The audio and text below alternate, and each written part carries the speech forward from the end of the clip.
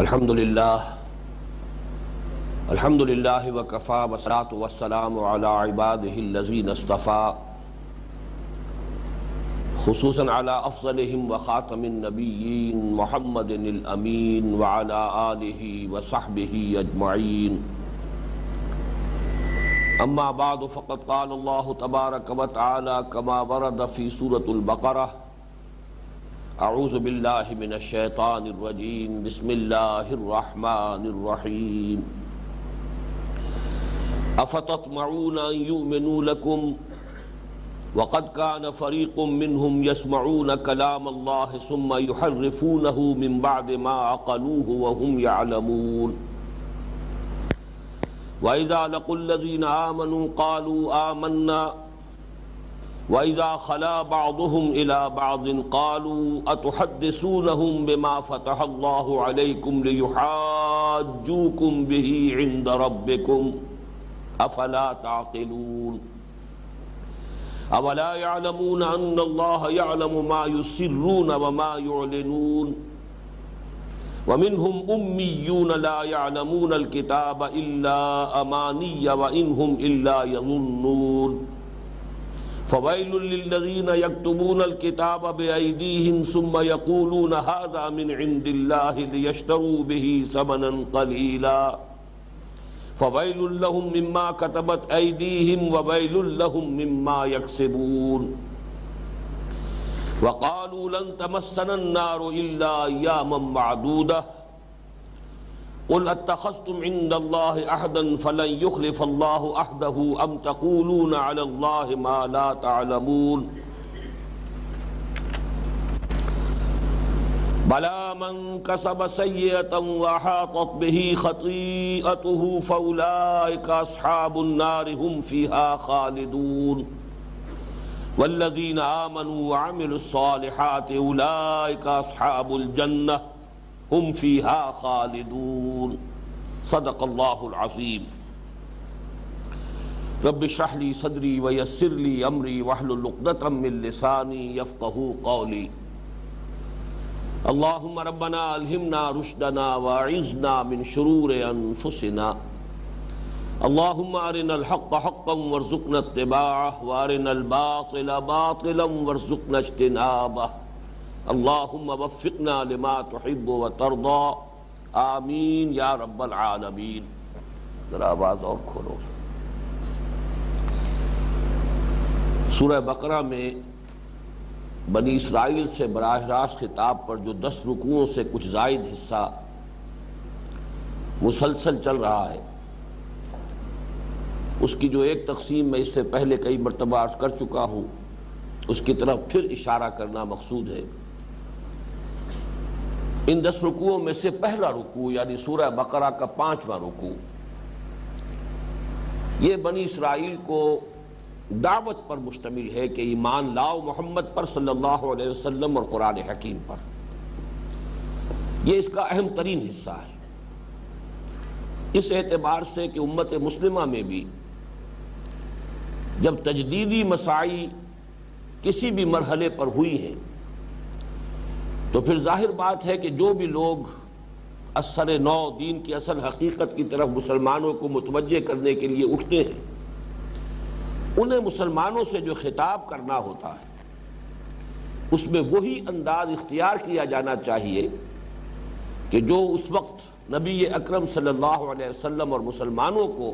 اللہ تعالیٰ کی طرف سے تلقین فرمایا گیا کہ وہ جو سابقہ امت مسلمہ ہے اس سے خطاب کریں۔ بعد کے 9 رکوعوں میں ان کے لیے ایک لفظ جو بار بار استعمال ہوا، یہ 9 رکوع ملامت پر مشتمل ہے، ان کی گمراہیاں اعتقادی عملی۔ لیکن اس میں بھی ایک تقسیم جو میں نے ابھی کچھ ہی عرصہ ہوا جس کی طرف توجہ دلائی ہے کہ ان 9 رکوعوں میں سے پہلے 2 رکوع، 6واں اور 7واں رکوع،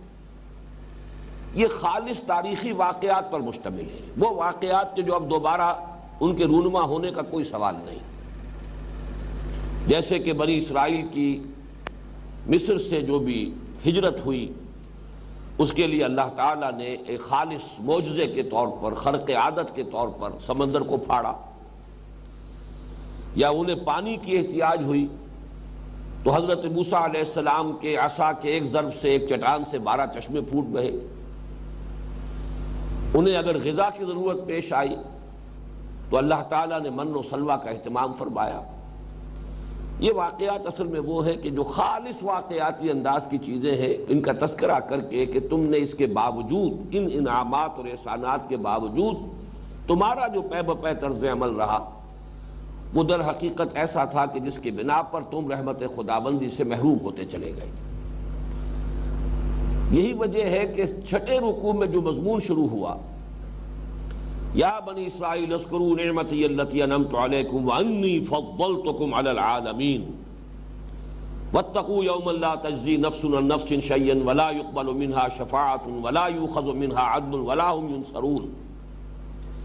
یہ مضمون ایک اعتبار سے گویا کہ اپنے اختتام اور تکمیل کو پہنچ گیا ہے 7ویں رکوع کی آخری آیت پر،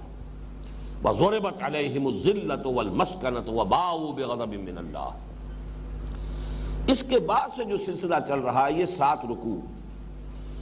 ان میں آپ دیکھیں گے کہ کچھ ایسی ان کی اعتقادی گمراہیوں کا تذکرہ ہے کہ جو بعد میں امت مسلمہ میں بھی بعین ہی اسی شکل میں پیدا ہوئی۔ لہذا یہاں اگر واقعاتی انداز میں کوئی بات آئی بھی ہے تو اس کے بعد جنرلائزیشن کی صورت میں، تعویل عام کی صورت میں اس سے وہ سبق نکال کر دکھا دیا گیا ہے کہ جو ابدی حقیقت ہے، یونیورسل ٹروتھ ہے۔ دین کے بارے میں یہ وہ حقائق ہے کہ جن سے ذہول جب ہو جاتا ہے کسی مسلمان قوم کو اور مسلمان امت کو تو اس میں پھر وہ اعتقادی گمراہیاں اور عملی گمراہیاں پیدا ہو جاتی ہیں۔ جیسا کہ میں نے پچھلی مرتبہ عرض کیا تھا، یہ گویا کہ امت مسلمہ کو ایک پیشگی آئینہ دکھایا جا رہا ہے۔ خوشتراں باشد کے سر دلبراں گفتہ آیت در حدیث دیگراں، کہ اگرچہ گفتگو ہو رہی ہے بنی اسرائیل سے، لیکن اے مسلمانوں یہ تمہارے لیے ایک پیشگی آئینہ ہے۔ اس میں ایک تو تنبیہ کا پہلو ہے، محتاط رہو مبادا یہی گمراہیاں تمہارے اندر پیدا ہو جائیں، لیکن ساتھ ہی حضور صلی اللہ علیہ وسلم کی طرف سے یہ پیشن گوئی بھی احادیث میں موجود ہے کہ یہ ساری گمراہیاں اے مسلمانوں تم میں پیدا ہو کر رہیں گی۔ چنانچہ وہ حدیث جو میں اس سلسلہ درس میں کئی مرتبہ آپ کو سنا چکا ہوں، آج پھر دہرا رہا ہوں، متفقن علیہ روایت ہے، بخاری اور مسلم دونوں میں موجود، حضرت ابو سعید خدری رضی اللہ تعالی عنہ سے، عن ابی سعید الخدری رضی اللہ عنہ ان رسول اللہ صلی اللہ علیہ وسلم قال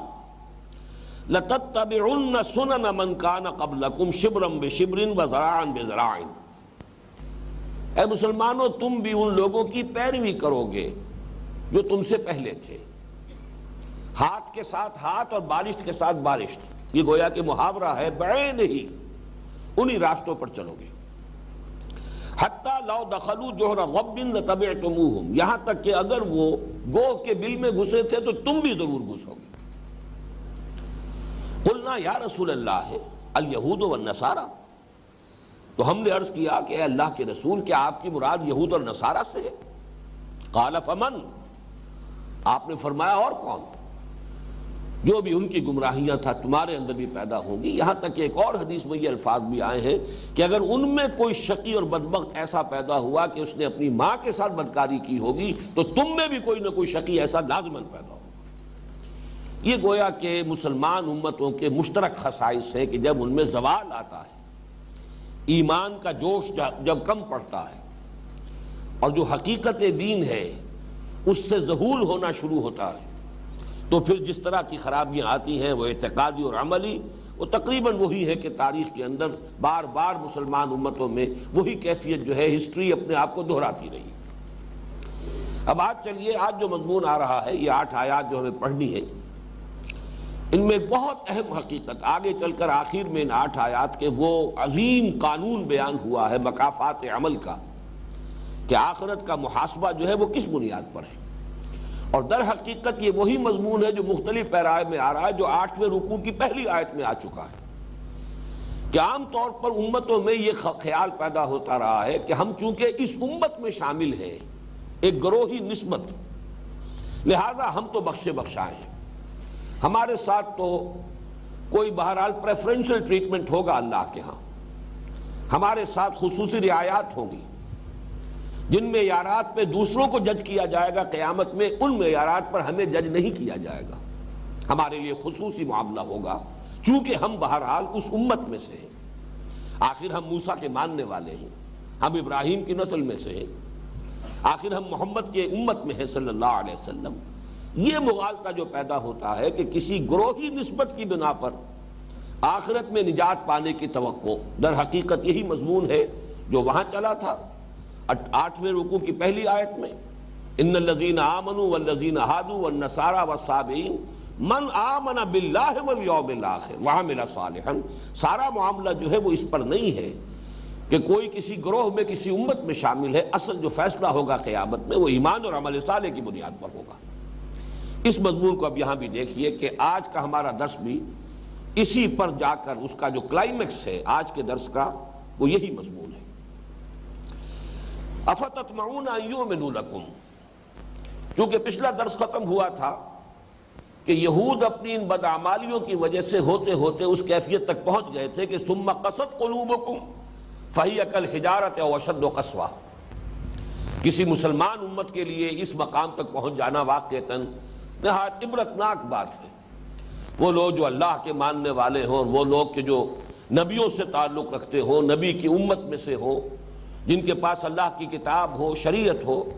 ان کا یہ حال ہو جائے کہ ثم قست قلوبکم فہی کالحجارۃ او اشد قسوہ، پھر تمہارے دل سخت ہو گئے اور اب تو وہ پتھروں کے مانند ہو چکے ہیں، بلکہ پتھروں سے بھی زیادہ۔ اسی کی ایک عملی مثال اب سامنے آ رہی ہے۔ افتطمعون ان یؤمنوا لکم، یہاں خطاب ہے مسلمانوں سے، اے مسلمان ہو، کیا تمہیں یہ توقع ہے کہ یہ یہودی تمہاری بات مان لیں گے؟ طمع، خواہش ہونا، حرص ہونا، کسی چیز کی آرزو دل میں ہونا،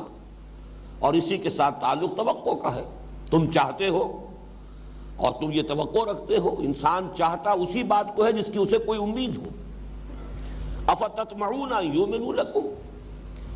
کیا تمہارا یہ گمان ہے، تمہیں توقع ہے، تمہاری خواہش ہے، تمہاری آرزو ہے کہ یہ تمہاری بات مان لیں گے؟ وَقَدْ كَانَ فَرِيقٌ مِّنْهُمْ يَسْمَعُونَ كَلَامَ اللَّهِ ثُمَّ يُحَرِّفُونَهُ مِن بَعْدِ مَا عَقَلُوهُ وَهُمْ يَعْلَمُونَ، جبکہ ان کے ایک گروہ کا یہ حال رہا ہے کہ وہ اللہ کا کلام سننے کے بعد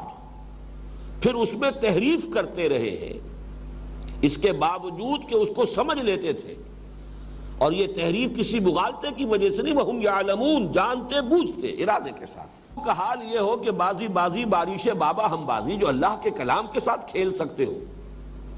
جو اللہ کے کلام میں تحریف کر سکتے ہو، ان سے کس خیر کی تمہیں توقع ہے؟ تم کیسے یہ توقع رکھتے ہو کہ وہ تمہاری بات مان لیں گے، تم پر ایمان لے آئیں گے؟ یا نوٹ کیجئے یہ جو لفظ آیا ہے افتطمعون ان یؤمنوا لکم، اس پر ہماری گفتگو تفصیل سے ہوتی رہی ہے حقیقت ایمان کے مباحث میں۔ امن یامنو، اس کے معنی ہے خود امن میں ہونا، اور اس سے اس میں فاعل بنتا ہے آمنن، جو شخص امن میں ہے، نہ اسے کوئی اندیشہ ہے، نہ خوف ہے، نہ حزن ہے، نہ رنج ہے۔ لیکن باب افعال میں آتا ہے آمن یؤمنو، اس کے معنی کسی کو امن دینا، اور اس سے اس میں فاعل بنتا ہے مومن، امن دینے والا، یہ لفظی معنی ہے۔ اور اسی معنی میں اللہ کے ناموں میں سے ایک نام ہے المومن، امن بخشنے والا۔ لیکن اس کے بعد آمن یؤمنو کے ساتھ با یا لام آ جائے تو اس کے معنی تصدیق کرنا، کسی کی بات مان لینا۔ یہی سے اصطلاح بنتی ہے ایمان کی، آمنتو باللہ اور آمنتو بمحمد صلی اللہ علیہ وسلم، رسول کی بات مان لینا پورے وثوق کے ساتھ، اعتماد کے ساتھ، اس کے دعوے کو تسلیم کر لینا، یہ ہے ایمان اصطلاحاً۔ تو کبھی کبھی لام کے ساتھ بھی آیا ہے، مثال کے طور پر یہ آمن یؤمنو جو ہے حضرت لوط علیہ السلام کے بارے میں سورہ عنکبوت میں آیا، آمن لہو لوط، حضرت ابراہیم علیہ السلام پر حضرت لوط ایمان لے آئے، ان کے بھتیجے تھے، ایمان لائے ان پر۔ عام طور پر جب ایمان کے معنی میں یہ لفظ آتا ہے اصطلاحاً تو با کے ساتھ آتا ہے، آمن الرسول بما انزل الیہ من ربہ والمؤمنون آمنت باللہ وملائکتہ وکتبہ۔ یہاں پر آپ دیکھ رہے ہیں کہ لام کے ساتھ آیا ہے، افتطمعون ان یؤمنوا لکم، اس لیے کہ یہاں اصطلاحاً جو ہے وہ ایمان مراد نہیں لیا جا سکتا، مسلمانوں پر ایمان لانا تو نہیں ہے، مسلمانوں کی بات مان لینا۔ تو اے مسلمانوں، کیا تم یہ توقع رکھتے ہو ان یہودیوں سے کہ یہ تمہاری بات مان لیں گے؟ حالانکہ ان کا حال یہ رہا ہے، ان کی جسارتیں، ان کی ڈھٹائی اس حد کو پہنچی ہوئی ہے کہ ان میں سے ایک گروہ یہاں تک اللہ تعالیٰ کے کلام کے ساتھ یہ روش اختیار کرتا رہا ہے کہ خوب سمجھنے کے بعد اور پھر جان بوجھ کر بالارادہ اس میں تحریف کرتا رہا ہے۔ اب یہاں پس منظر کو سمجھیے کہ اصل میں مراد یہاں کیا ہے۔ مسلمانوں کا معاملہ آپ کو معلوم ہے، اور حضور صلی اللہ علیہ وسلم کا معاملہ عرب میں یا تو مشرکین عرب سے تھا، اور یا پھر یہ اہل کتاب کے ساتھ اب سابقہ پیش آیا براہ راست ہجرت کے بعد۔ اس سے پہلے جو ہے صرف قرآن مجید میں آخری دور جو ہے مکی دور کی آخری دور کی جو صورتیں ہیں ان میں ریفرنس موجود ہے، تذکرہ موجود ہے، خطاب نہیں ہے۔ خطاب اہل کتاب سے شروع ہوا ہے ہجرت کے بعد۔ تو جہاں تک مشرکین کا معاملہ، یہ بات سمجھ میں آتی تھی کہ ان لوگوں کے لیے تو واقعتاً ایمان لانا آسان بات نہیں ہے، اس لیے کہ نہ یہ پہلے کسی کتاب کے ماننے والے ہیں، نہ کسی نبی کے ماننے والے ہیں۔ حضرت ابراہیم علیہ السلام کو 2500 برس ہو چکے ہیں، اتنا بڑا فصل ہے۔ حضرت اسماعیل علیہ السلام کے بعد اس پورے علاقے میں، اس پوری شاخ میں حضرت ابراہیم کی نسل میں نبوت اور رسالت کا سلسلہ جاری ہی نہیں رہا۔ تو اس حوالے سے فاصلہ اتنا ہو چکا تھا کہ ان کے لیے تو یہ نبوت کا دعویٰ ایک بہت بڑی شے تھی، بڑی عجیب بات تھی، بڑی ایک نئی سی انوکھی سی بات تھی۔ لہذا ان کے لیے، اور پھر یہ کہ وہ بدترین شرک میں مبتلا تھے، بت پرستی کر رہے تھے، تو اس کا مطلب یہ کہ وہ تو اتنے فاصلے پر تھے، بود اتنا تھا، فصل اتنا تھا کہ ان کا ایمان لانا تو واقعتاً سمجھ میں آتا ہے کہ کوئی آسان بات نہیں تھی۔ لیکن یہ لوگ تو ماننے والے اللہ کے، توحید کے دعوے دار، یہ کوئی بت پرست تو نہیں تھے۔ اور یہ بہرحال ان کے بارے میں ہے کہ توحید جو ہے ان کا شعار رہا ہے۔ حضرت عزیر کے بارے میں ان کا کوئی گروہ جو ہے کسی زمانے میں، وہ حضرت عزیر کے محبت اور ان کی عظمت کی غلو میں اس درجے ضرور مبتلا ہوا ہے کہ انہیں بھی اللہ کا بیٹا قرار دے دیا تھا، لیکن یہ تمام یہود کا عقیدہ نہیں رہا ہے نصارہ کے مانند۔ توحید ان کا شعار رہا ہے اور آج تک ہے، ایک خدا کو ماننا۔ اس حوالے سے جب یہ توحید کے قائل ہیں، پھر نبوت و رسالت کے قائل ہیں،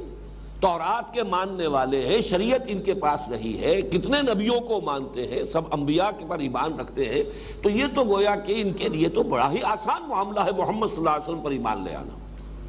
لہذا مسلمانوں کو حیرت ہوتی تھی کہ وجہ کیا ہے، پھر یہ کہ ایمان کیوں نہیں لا رہے۔ اس کا تذکرہ ہو رہا ہے، افتطمعون ان یؤمنوا لکم وقد کان فریق منہم یسمعون کلام اللہ ثم یحرفونہ من بعد ما عقلوہ وہم یعلمون۔ ان کا حال یہ رہا ہے۔ اب اس بات کو بھی نوٹ کر لیجئے کہ چاہے یہ معاملہ ان کے صرف اہل علم کا تھا، علماء کا تھا، لیکن جو بیماری ان کے علماء میں پیدا ہو چکی تھی، جب پورے اس امت کے اندر وہ علماء ایک مقام کے حامل تھے اور ان کا احترام ہوتا تھا، انہی کی پیروی کی جاتی تھی، تو گویا کہ یہ بات اب ایک مرض کے اعتبار سے پوری امت میں سرایت کیے ہوئے تھے۔ جن لوگوں کا حال یہ ہو، اے مسلمانوں، کیسے تم توقع رکھتے ہو کہ وہ محمد صلی اللہ علیہ وسلم پر ایمان لے آئیں گے؟ اب اس کو جنرلائز کیجئے، جیسا کہ میں نے عرض کیا ہے، حضور صلی اللہ علیہ وسلم پر نبوت تو ختم ہو چکی، البتہ جیسے سنن ابی داؤد کی حدیث ہے، مجددین امت اس امت کے اندر مسلسل اٹھائے جاتے رہے ہیں۔ ان اللہ یبعث فی هذه الامة علی راس کل 100 عام من یجدد لها دینها۔ تو وقتاً فوقتاً تجدیدی دعوتیں اٹھتی رہیں، اصلاحی کوششیں ہوتی رہیں، دین کی حقیقت کو دوبارہ زندہ کیا جائے، دین کی اصل تعلیم کی طرف لوگوں کو دوبارہ راغب کیا جائے۔ یہ رسومات کا تومار، یہ بدعات کا تومار جو ہے، اور پھر توہمات کا تومار، کسی طرح ان تمام سے مسلمانوں کو نجات دلا کر پھر حقیقت دین کی طرف متوجہ کیا جائے۔ ہمیشہ ایسے موقع پر یہ ہوتا رہا ہے کہ جو ٹریڈیشنل علماء ہوتے تھے اس دور کے، اور جو فرقہ بندی اور فرقہ پرستی کے عادی ہو چکے ہوتے تھے، ان کی طرف سے شدید ترین مخالفت ہوئی۔ تمام مجددین امت کی سب سے بڑھ کر مخالفت اپنے اپنے زمانے، اپنے اپنے دور کے علماء کی طرف سے ہوئی۔ ان کے خلاف فتوے دیے تو انہوں نے دیے۔ آپ کو معلوم ہے شیخ احمد سرہندی رحمۃ اللہ علیہ کے بارے میں فتویٰ، جو بھی اس دور کے چوٹی کے علماء تھے، انہوں نے دیا تھا۔ سید احمد بریلوی رحمۃ اللہ علیہ اور شاہ اسماعیل شہید رحمۃ اللہ علیہ اور ان کی پوری جماعت کے بارے میں یہ فتویٰ کہ یہ کافر ہے، مرتد ہے، واجب القتل ہے۔ 500 مفتیان کرام کا فتویٰ تھا، اور مجھے یہ دکھایا بھی ہے پنج پیر میں جو مولانا محمد طاہر صاحب ہوا کرتے تھے رحمۃ اللہ علیہ، ان کے پاس وہ کتاب موجود تھی، 500 مفتیوں کا فتویٰ ان کی مہروں کے ساتھ کہ یہ لوگ مرتد ہیں، کافر ہیں، واجب القتل۔ ظاہر بات ہے کہ اس وقت جو لوگ بھی ان حضرات کے ساتھ آتے تھے انہیں یہی اچنبھا ہوتا ہے کہ آخر انہیں کیا ہو گیا، یہ کتاب کے پڑھنے پڑھانے والے، قرآن کے جاننے والے، علم دین رکھنے والے، مسلمانوں کے پیشوا، اور دین ہی کی حقیقت جو ہے دوبارہ پیش کی جا رہی ہے، کتاب و سنت کے دلائل سے بات کی جا رہی ہے، پھر وجہ کیا ہے؟ مخالفت ان کی طرف سے کیوں ہو رہی ہے؟ یہ ہے وہ فینومینن کہ جو اس امت کو بھی چونکہ پیش آنا تھا بار بار، اور ہر صدی میں پیش آنا تھا، اس لیے کہ اگر یہ معاملہ جیسا کہ حدیث سے ظاہر ہوتا ہے، اگرچہ علماء کا تقریباً اس پر اجماع ہے کہ ضروری نہیں کہ ایک صدی میں کوئی ایک ہی مجدد ہو، متعدد بھی مجددین ہو سکتے ہیں، متعدد کوششیں ہو سکتی ہیں، لیکن جب بھی کبھی دین کی اصل تعلیم کی طرف دوبارہ رجوع کرنے کی دعوت ابھری ہے، جو اس وقت کے علماء ہوتے تھے، جو مسند نشین ہوتے ہیں، جن کے فتوے چلتے ہیں، جن کو کہ مذہبی سیادت اور قیادت کا منصب حاصل ہوتا ہے، ان کی طرف سے شدید مخالفت ہوتی رہی ہے پوری تاریخ اسلامی کے دوران۔ اور یہ اصل میں وہی بات ہے جو یہاں پر آئی ہے، افتطمعون ان یؤمنوا لکم، مسلمانوں کو حیرت ہوتی تھی کہ اور کسی کے لیے اگر کوئی اپراہٹ ہے، کوئی اجنبیت ہے تو بات سمجھ میں آتی ہے۔ مشرکین عرب کے لیے یہ بات اگر قبول کرنا مشکل ہے، جیسے کہ سورہ شورى میں بھی فرمایا خود اللہ تعالیٰ نے، کبر علی المشرکین ما تدعوہم الیہ، اے محمد صلی اللہ علیہ وسلم جس بات کی طرف آپ انہیں بلا رہے ہیں مشرکین کو، ان پر تو یہ بہت بھاری ہے، بات آسان کام نہیں ہے، لیکن ان کے لیے تو بہت آسان، اللہ کو ماننے والے، توحید کا دعویٰ کرنے والے، نبوت و رسالت کو تسلیم کرنے والے، کتاب کے حامل، شریعت کے حامل، دین کے بارے میں اور دینی شریعت کے احکام کے اعتبار سے ان کے حوالے سے فتویٰ دینے والے، آخر ان کے لیے کیا رکاوٹ ہے؟ افتطمعون ان یؤمنوا لکم وقد کان فریق منہم یسمعون کلام اللہ ثم یحرفونہ من بعد ما عقلوہ وہم یعلمون۔ یسمعون کلام اللہ، اس سے ایک اشکال پیدا ہوا ہے کہ اس سے مراد کیا ہے۔ ایک رائے یہ ہے کہ حضرت موسیٰ علیہ السلام کے ساتھ جو 70 ان کی قوم کے جو سرکردہ لوگ تھے، جب تورات دی گئی ہے تو جب ان سے ایک عہد لیا گیا تھا اور اس وقت کوہ طور جو ہے ان کے سروں کے اوپر معلق کر دیا گیا تھا، اس وقت براہ راست اللہ تعالیٰ کا کلام انہوں نے بھی سنا ہے، خذوا ما آتیناکم بقوۃ۔ اب یہ ہے کلام اللہ جس کی سماعت انہوں نے بھی کی ہے، لیکن یہ کہ معلوم ہوتا ہے کہ اس کلام کو بھی باقی قوم پر جا کر جب انہوں نے اس کو منتقل کیا ہے تو اس میں بھی تحریف کی، اس میں بھی یہ شامل کر دی کوئی اس قسم کے الفاظ کہ ہاں جو تمہاری ہمت سے باہر ہو جائے، جس معاملے کے اندر کہ تم تحمل نہ کر سکو وہ معاف کر دیا جائے گا، اس قسم کے کوئی الفاظ اس وقت ان لوگوں نے بھی جا کر جنہوں نے براہ راست اللہ کا وہ کلام سنا اور قول و قرار کیا اللہ کے ساتھ وہ عہد و میثاق کرنے کے بعد، عین اس وقت جا کر بھی انہوں نے اس کلام میں تحریف کی۔ باقی دوسرا جو اس کا عام مفہوم ہے کہ نبی کی وساطت سے جو بھی پیغام پہنچا ہے گویا کہ وہ بھی ان کے لیے بواسطہ نبی سماعت ہے کلام اللہ کی، اللہ کے کلام کی، یہ گویا کہ اس کی تعویل عام ہو جائے گی۔ وَقَدْ كَانَ فَرِيقٌ مِّنْهُمْ يَسْمَعُونَ كَلَامَ اللَّهِ ثُمَّ يُحَرِّفُونَهُ۔ تحریف کسے کہتے ہیں؟ حرف کہتے ہیں کنارے کو۔ یہ لفظ جو ہے سورہ حج کی آیت میں آیا ہے، آیت نمبر 11 میں، وَمِنَ النَّاسِ مَن يَعْبُدُ اللَّهَ عَلَى حَرْفٍ۔ لوگوں میں سے کچھ ایسے بھی ہیں جو اللہ کی بندگی تو کرنا چاہتے ہیں لیکن کنارے کنارے، مجدھار میں کودنے کو تیار نہیں، یعنی یہ کہ پہلا اپنا بچاؤ جو ہے وہ پیش نظر ہے، رسک لینے کو تیار نہیں، کنارے کنارے چلو، بچ بچ کر چلو۔ فَإِنْ أَصَابَهُ خَيْرٌ اطْمَأَنَّ بِهِ، اس کی وضاحت بھی کر دی گئی کہ اگر خیر ہو، خیریت ہو تو مطمئن رہتا ہے۔ وَإِنْ أَصَابَتْهُ فِتْنَةٌ انقلب عَلَى وَجْهِهِ خَسِرَ الدُّنْيَا وَالْآخِرَةَ، اور اگر کوئی آزمائش آ گئی، امتحان آ گیا تو اوندھے منہ گر جاتا ہے۔ یہ ہے اصل میں نفاق کی اصل جڑ اور بنیاد۔ تو حرف کہتے ہیں کنارے کو، اسی سے بنا انحراف۔ ایک انسان جو ہے کسی بات کے، اب مثلا اللہ کا کلام ہے، اللہ کا دین ہے، اس کی مین سٹریم ہے، اس کی ایک منجدھار ہے، ایک آدمی جو ہے منجدھار سے بچ کر ذرا کنارے کنارے چل رہا ہے، اور پھر اس سے بھی وہ انحراف اختیار کرتا ہے، اس سے بھی رخ بدلتا ہے اور پہلوتی کرتا ہے، اپنے آپ کو بچاتا ہے۔ تحریف کے معنی بھی یہ ہے کسی کلام کو اس کے اصل سیاق و سباق سے ہٹانا، ایک کنارے پر لگا دینا، ایک طرف کو اس کا رخ موڑ دینا۔ دریا بہہ رہا ہے، دریا کا ایک عام بہاؤ ہے، لیکن اسی میں سے کوئی شاخ جو ہے نکل کر کسی دوسرے رخ پر بہنے لگے، یہ پھر تحریف ہوگی۔ اور اس تحریف کی متعدد صورتیں ہیں کہ جو یہود نے اختیار کی۔ مثلا ایک یہ کہ صرف لفظ کے تلفظ میں فرق کر کے معنی میں فرق ڈال دینا۔ یہ آگے چل کر آئے گا اسی سورہ مبارکہ میں، رائنا کو ذرا سا کھینچ کر رائینا کہہ دیا اور اس کے معنی بدل گئے، یہ آئے گا اسی سورہ مبارکہ میں آگے چل کر۔ اسی طرح لفظ کی حیت میں تبدیلی، مروا کو مریا بنا دیا انہوں نے، اور یہ بکہ اور مکہ ایک ہی لفظ تھا، یہ اصل میں شہر مکہ کے لیے، مکہ مکرمہ کے لیے، ان اول بیت وضع للناس للذی ببکہ سورہ آل عمران میں آیا ہے۔ اب یہ وادی بکا اس کو کر کے، اور یہ بھی فلسطین کی ایک وادی جو ہے وہ اس سے مراد لے لی گئی، تو ذرا سا لفظ کے اندر فرق کیا۔ اور یہ مروا چونکہ یہ قربان گاہ ہے اصل میں، اور اس کے قریب ہی حضرت اسماعیل علیہ السلام کو حضرت ابراہیم علیہ السلام نے اللہ کے حکم سے ذبح کرنے کی کوشش کی تھی، اور یہی اصل قربان گاہ ہے، اس کو بدلا اور مریا بنا دیا، اور وہ مریا بھی وادی بقا بھی فلسطین میں ہے، اس لیے کہ ذبیح اللہ کا منصب وہ چاہتے تھے کہ حضرت اسماعیل کی بجائے حضرت اسحاق کو دلوائیں،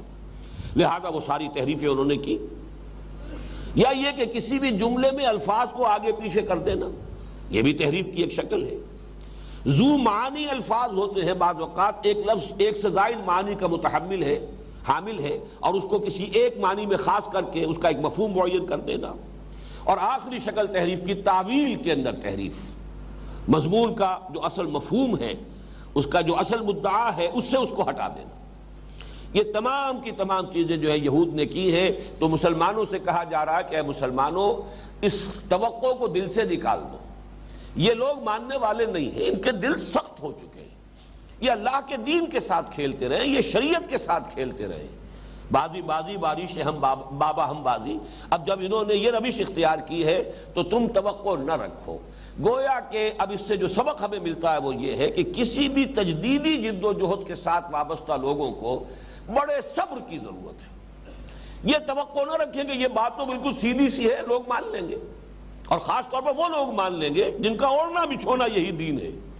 اس لیے کہ جب دین ایک پروفیشن کی شکل اختیار کر لیتا ہے، جب دین کے ساتھ دنیاوی مفادات وابستہ ہو جاتے ہیں، جب دین کے ساتھ منفعتیں شامل ہو جاتی ہیں، تو یہ جو دین کی صورت ہوتی ہے، پھر اس سے وہ یہ توقع رکھنا کہ وہ صحیح بات کی تائید کریں گے یا صحیح بات کی توثیق کریں گے یا صحیح بات کو تسلیم کر لیں گے، یہ در حقیقت ایک خیال خام ہے۔ اور اگر یہ توقع رہے گی تو انسان پر بہت جلد مایوسی اور بددلی کا حملہ ہوگا۔ وَإِذَا لَقُوا الَّذِينَ آمَنُوا قَالُوا آمَنَّا،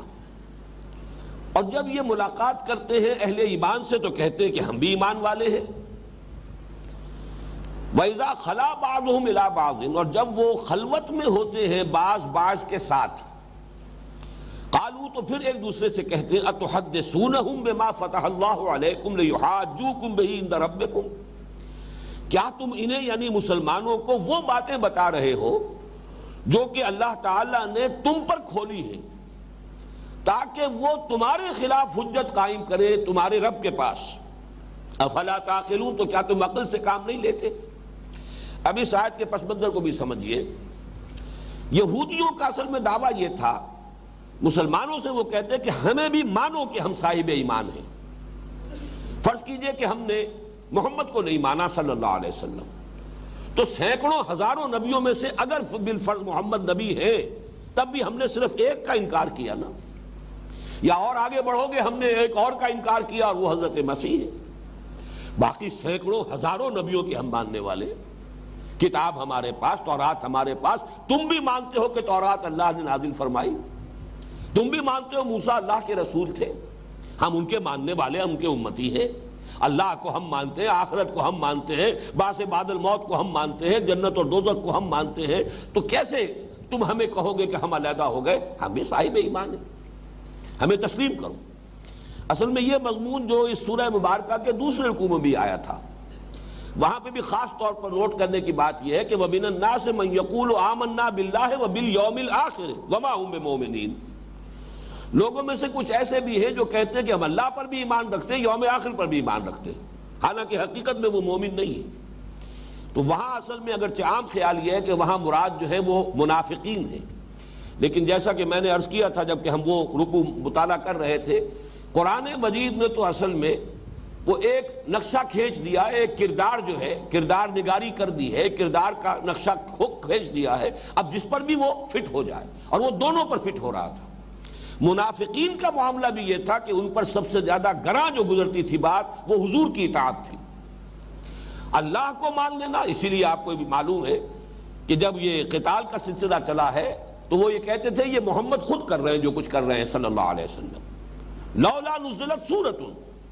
سورت کیوں نازل نہیں ہو جاتی؟ اگر واقعتاً قتال اللہ کی طرف سے ہے، یہ حکم جو ہے اللہ کا ہے، تو کیوں نہیں قرآن مجید میں سری آیت نازل ہو جاتی؟ ان کے اس مطالبے پر سورہ قتال جب نازل ہوئی ہے تو ان پر حجت قائم کی گئی، لو اب یہ سورہ قتال آ گئی، سورہ محمد کا نام سورہ قتال بھی ہے صلی اللہ علیہ وسلم۔ لیکن یہ کہ اس سے پہلے ظاہر بات ہے وہ حضور کا حکم تھا۔ اسی طرح آپ کو معلوم ہے مکے میں یہ بات کہ مسلمانوں چاہے تمہارے ٹکڑے کر دیے جائیں لیکن تم ہاتھ نہیں اٹھاؤ گے، تو حضور کا حکم تھا۔ قرآن مجید میں تو اس کی توثیق نازل ہوئی ہے جا کر سورہ نساء میں، سورہ نساء نازل ہو رہی ہے سن 5 یا 6 ہجری میں، لیکن وہ رسول کا حکم تھا اس وقت۔ تو اصل میں تو دین سارا نام ہے رسول کی اطاعت کا، بمصطفیٰ برسا خیش را کے دی ہم اوست، اگر بہو نہ رسیدی تمام بولا بیست۔ لیکن منافقین کا مسئلہ بھی یہی تھا کہ رسول کی اطاعت ان پر گراں تھی، اللہ کو مانتے ہیں آخرت کو مانتے ہیں، لہذا وہاں بھی صرف ان دو کا تذکرہ ہوا، اور اسی کے اندر خود گویا کہ کور ہو گئے یہودی بھی، وہ بھی کہتے ہیں ہم اللہ کو مانتے ہیں اور آخرت کو مانتے ہیں۔ بھائی اگر ہم نے انکار کیا بھی ہے یا نہیں مانا ہے تو صرف محمد کو نہیں مانا نا صلی اللہ علیہ وسلم، باقی ہم تو اللہ کو مانتے ہیں، آخرت کو مانتے ہیں، اور کتنے بے شمار نبیوں کو مانتے ہیں۔ یہ ہے اصل میں اس کا پس منظر کہ وہ کہتے تھے ہم بھی صاحب ایمان۔ پھر یہ کہ چونکہ وہ چاہتے تھے کہ مسلمانوں کے ساتھ گھل مل کر رہے، ایک معاشرتی ضرورت ہوتی ہے، معاشرتی مصلحتیں ہوتی ہیں، ایک شہر ہے مدینہ، اس میں آباد ہے، اس میں روابط بھی ہے، اوس اور خزرج کے ساتھ ان کے روابط تھے، ان کی دوستیاں تھیں، ان کے حلیفی کے تعلقات تھے۔ اب ظاہر بات ہے کہ یہ دونوں قبیلے جو ہے تقریباً پورے کے پورے قبیلے اسلام لا چکے ہیں، حضور پر ایمان لا چکے ہیں، اب ان کے ساتھ ایک دم اپنے وہ روابط کیسے توڑ دیں؟ ان کے ساتھ جو بھی دوستیاں ہیں، محبتیں ہیں، کوئی اور اس طرح کے معاملات ہیں، کوئی کاروباری لین دین کی صورتیں ہیں، اس کو ایک دم منقطع کر دینا آسان نہیں ہے۔ جیسے کہ سورہ عنکبوت میں فرمایا گیا کہ مودۃ بینکم فی الحیات الدنیا، سب سے بڑی رکاوٹ بن جاتی ہے لوگوں کے لیے، جان لیتے ہیں کہ حق وہ ہے لیکن اس حق کو قبول کرنے کے لیے اپنی دوستیاں چھوڑنی پڑ رہی ہیں،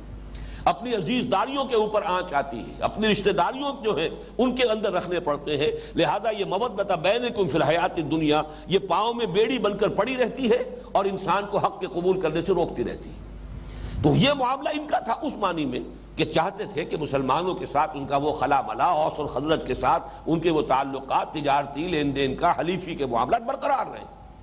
اس لیے ان کو یہ روش اختیار کرنی پڑ رہی ہے۔ وَإِذَا لَقُوا الَّذِينَ آمَنُوا قَالُوا آمَنَّا، ہم بھی بھائی صاحب ایمان ہے، آخر کون سا لمبا چوڑا فرق ہے؟ اسی لیے جیسا کہ میں نے عرض کیا آپ سے کہ لوگ جو ہیں وہ در حقیقت اسی قدر مشترک جو ہے کہ یہودیوں کے درمیان اور منافقین کے درمیان بھی قدر مشترک ایمان بالرسالت سے اعراض اور فرار۔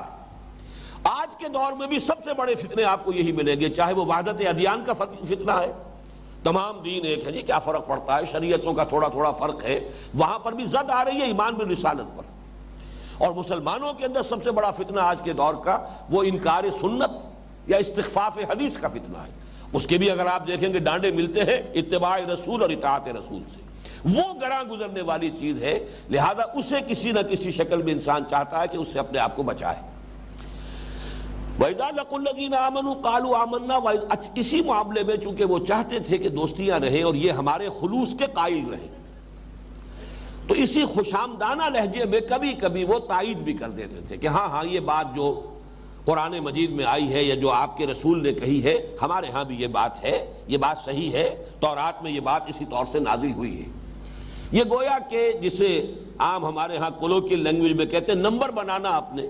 تو مسلمانوں کے ساتھ اپنی جو ہے وہ خلوص اور اخلاص کا مظاہرہ کرنے کے لیے خوشامد کے انداز میں کبھی کبھی وہ سچی بات تائید اور توثیق میں، قرآن اور محمد صلی اللہ علیہ وسلم کی تائید اور توثیق میں جو تورات میں باتیں تھیں وہ کہہ دیتے تھے ہاں ٹھیک ہے یہ بات ہے، یہ ہم مانتے ہیں، بھائی حق تو تسلیم کرنا چاہیے نا، اس حد تک تو ہم نے بھی بات مانی، یہ بات صحیح ہے۔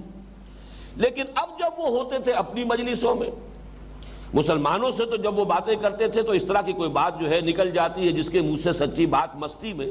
فقیہ مصلحت بھی سے وہ رندے بادہ خار اچھا کچھ سچی باتیں نکل جاتی تھی، اس کے بعد ملامت کرتے تھے، یہ کیا کیا تم نے، یہ کیا حماقت کی، تم نے یہ بات کیوں کہہ دی ان کے سامنے، کیوں اس طریقے سے ان کی تائید کر دی؟ تو کیا کہتے تھے وَإِذَا خَلَا بَعْضُهُمْ إِلَىٰ بَعْضٍ، جب وہ ایک دوسرے کے پاس خلوت میں ہوتے ہیں، علیحدہ ہوتے ہیں، تو اب وہ ملامت کرتے ہیں قَالُوا وَتُحَدِّثُونَهُمْ بِمَا فَتَحَ اللَّهُ عَلَيْكُمْ، کیا تم ان مسلمانوں کو بتا رہے وہ باتیں کہ جو اللہ نے تم پر کھولی ہے؟ تورات میں اللہ نے یہ حقائق بیان کیا، اللہ نے تم پر یہ حقیقت کھول دی، لیکن تم اب یہ باتیں ان کو بھی بتا رہے ہو۔ لِيُحَاجُّوكُمْ بِهِ عِندَ رَبِّكُمْ، یہ جو لام یہاں آیا اسے لام عاقبت کہتے ہیں۔ کوئی کام آپ کر رہے ہیں، آپ کے پیش نظر اس کا مقصد وہ نہیں ہے، لیکن منطقی طور پر وہ نتیجہ نکلتا ہے، تو اس کو بھی یہ لام عاقبت کے ذریعے سے ظاہر کیا جاتا ہے، یہ جو کچھ تم کر رہے اس کا نتیجہ یہ نکلے گا۔ جیسے کہ سورہ کہف میں ہے، حضرت موسیٰ علیہ السلام اور وہ بزرگ جن کو حضرت خضر کے نام سے عام طور پر بیان کیا جاتا ہے، وہ جب سفر میں تھے اور حضرت موسیٰ علیہ السلام نے وہ حضرت خضر علیہ السلام نے اس کشتی کا، جب کہ کشتی میں سفر کر رہے تھے، اس کا ایک تختہ توڑ دیا، تو حضرت موسیٰ نے جو گرفت کی کن الفاظ میں تھی؟ اخرقتها لتغرق اهلها لقد جئت شيئا امرا، یہ جو آپ نے تختہ توڑ دیا اس کشتی کا، اس لیے کہ آپ اس کے جتنے بھی سوار ہیں ان سب کو غرق کرنا چاہتے ہیں۔ اب ظاہر بات ہے کہ یہ اس کا منطقی نتیجہ ہے، جب آپ نے کشتی کو توڑا ہے کشتی ڈوبے گی، جب کشتی ڈوبے گی تو اس کا مطلب یہ ہے کہ سارے سوار جو ہے غرق ہو جائیں گے، تو یہ آپ کا منشا ہے۔ ہم اسے سوالیہ نشان کے طور پر بھی پیش کر سکتے ہیں کہ کیا اس کام کے لیے آپ نے یہ کام کیا ہے، یہ آپ کے پاس آپ کا مقصد یہ پیش نظر ہے؟ بالکل وہی بات یہاں ہے، اتحدثونہم بما فتح اللہ علیکم لیحاجوکم بہ عند ربکم، نتیجہ یہ نکلے گا کہ تمہاری ان باتوں کی بنیاد پر یہ مسلمان تمہارے رب کے سامنے اللہ کے ہاں قیامت کے دن تم پر حجت قائم کریں گے۔ اے اللہ، یہ مانتے تھے اس حقیقت کو، پھر بھی انہوں نے تسلیم نہیں کیا، پھر بھی یہ ایمان نہیں لائے محمد پر صلی اللہ علیہ وسلم، تو کیا کرو گے؟ اب تمہارے پاس کوئی عذر نہیں رہے گا، تم پر تو حجت قائم ہو جائے گی، اور یہ اس لیے ہوگی کہ تم انہیں بتا رہے ہو کہ تورات میں یہ لکھا ہوا ہے۔ اب اس پر جو تبصرہ ہوا ہے افلا تعقلون، اب یہ ملامت ہی کہ وہ الفاظ جاری ہے، تو عقل سے کام نہیں لیتے، اتنا احمقانہ کام کر رہے ہو، یہ حقائق مسلمانوں کو بتا رہے ہو تاکہ وہ تمہارے خلاف اللہ کے ہاں کھڑے ہو کر تمہارے خلاف حجت قائم کرے۔ اب اس پر اللہ کا تبصرہ بڑا پیارا ہے، اور اس سے اندازہ ہوتا ہے کہ جب کوئی شخص یا کوئی گروہ یا کوئی قوم جانتے بوجھتے حق کو پہچاننے کے بعد جب اسے اعراض کرتی ہے یا کرتا ہے کوئی فرد یا کوئی گروہ، نتیجہ کیا نکلتا ہے کہ بڑے بڑے عقلاء جو ہیں ان کی بھی مت اس طرح ماری جاتی ہے، جس کا کہ یہاں پہ اب اللہ تعالیٰ نے تبصرہ کر کے فرمایا اولا یعلمون ان اللہ یعلم ما یسرون وما یعلنون، تو کیا ان احمقوں کو یہ خیال نہیں رہا کہ اللہ تو جانتا ہے جو کچھ کہ یہ چھپا رہے ہیں اور جو کچھ کہ ظاہر کر رہے ہیں۔ حجت قائم کرنی ہے اللہ کے سامنے، تو اللہ کے سامنے اگر مسلمانوں کو تم نے نہ بھی یہ بتایا، فرض کرو مسلمانوں کے علم میں یہ بات نہ بھی آئی کہ اس کے حوالے سے تم پر حجت قائم کرے، تو حساب تو اللہ نے لینا ہے، اللہ تو جانتا ہے کہ نہیں جانتا۔ گویا کہ تمہارا وہ اللہ تعالیٰ کی صفات کے بارے میں بھی کتنا بڑا ذہول ہو رہا ہے، کتنی بڑی غفلت کا ارتکاب کر رہے ہو، کہ گویا کہ اگر تم مسلمانوں کو یہ بات نہیں بتاؤ گے تو مسلمان تمہارے خلاف جو ہے اللہ کے ہاں حجت قائم نہیں کر سکیں گے، لہذا بچت ہو جائے گی۔ باقی اللہ تعالیٰ کو تو بیچارے کو کچھ خود تو معلوم ہے ہی نہیں، یہ نتیجہ نکل رہا ہے تمہارے اس کہنے کا اولا یعلمون ان اللہ یعلم ما یسرون وما یعلنون، تو کیا انہیں یہ بات ان کے ذہن میں نہیں ہے، نہیں جانتے ہیں کہ اللہ تو جانتا ہے وہ تمام چیزیں بھی کہ جس کو یہ چھپاتے ہیں، اور وہ تمام چیزیں بھی جنہیں یہ ظاہر کر رہے ہیں۔ اب آئیے تیسری بات، اور یہ پھر معلوم ہوگا کہ گفتہ آیت در حدیث دیگراں معلوم ہوگا یہ ہماری داستان ہے کہ جو سابقہ امت کی جو بھی ایک تفصیل بیان کی جا رہی ہے، نقشہ کشی کی جا رہی ہے، اس آئینے میں ہم اپنی تصویر آج دیکھ سکتے ہیں۔ وَمِنْهُمْ أُمِّيُّونَ لَا يَعْلَمُونَ الْكِتَابَ إِلَّا أَمَانِيَّ وَإِنْهُمْ إِلَّا يَظُنُّونَ، ان میں کچھ تو وہ ہیں جو ان پڑھ ہیں، امی ان پڑھ یعنی وہ شخص جس نے فارمل ایجوکیشن حاصل نہیں کی دنیا کے حساب سے،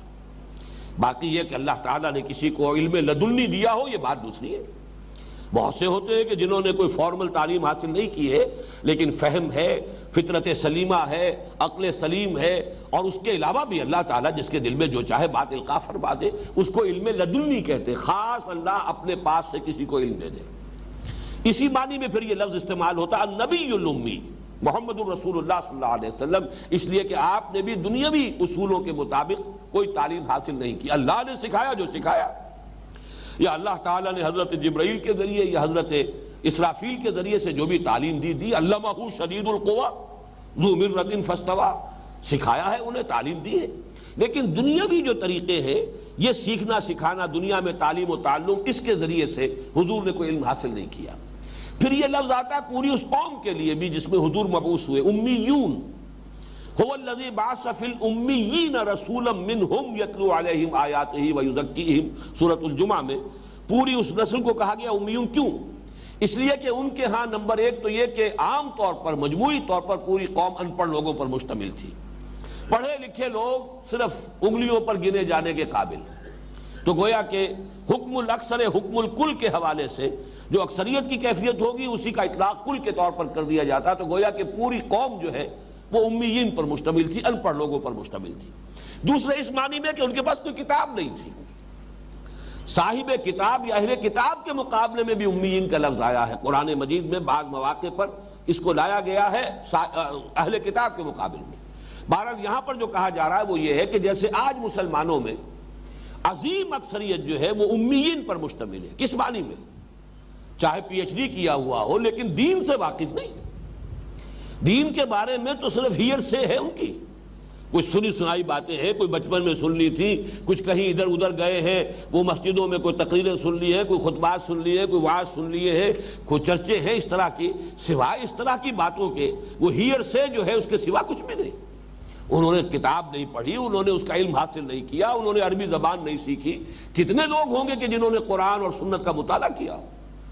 تو منہم امیون، ان میں بھی بہت سے لوگ ہیں، یہودیوں میں اس وقت کے اعتبار سے بات کہی جا رہی ہے، مسلمانوں، ان میں ایک تو وہ لوگ ہیں کہ جنہوں نے کتاب کو پڑھا ہی نہیں، لا یعلمون الکتاب،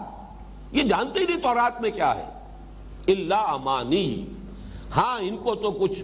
دل خوش کن خیالات ہیں، کچھ من گھڑت مذمومہ ان کے عقائد ہیں۔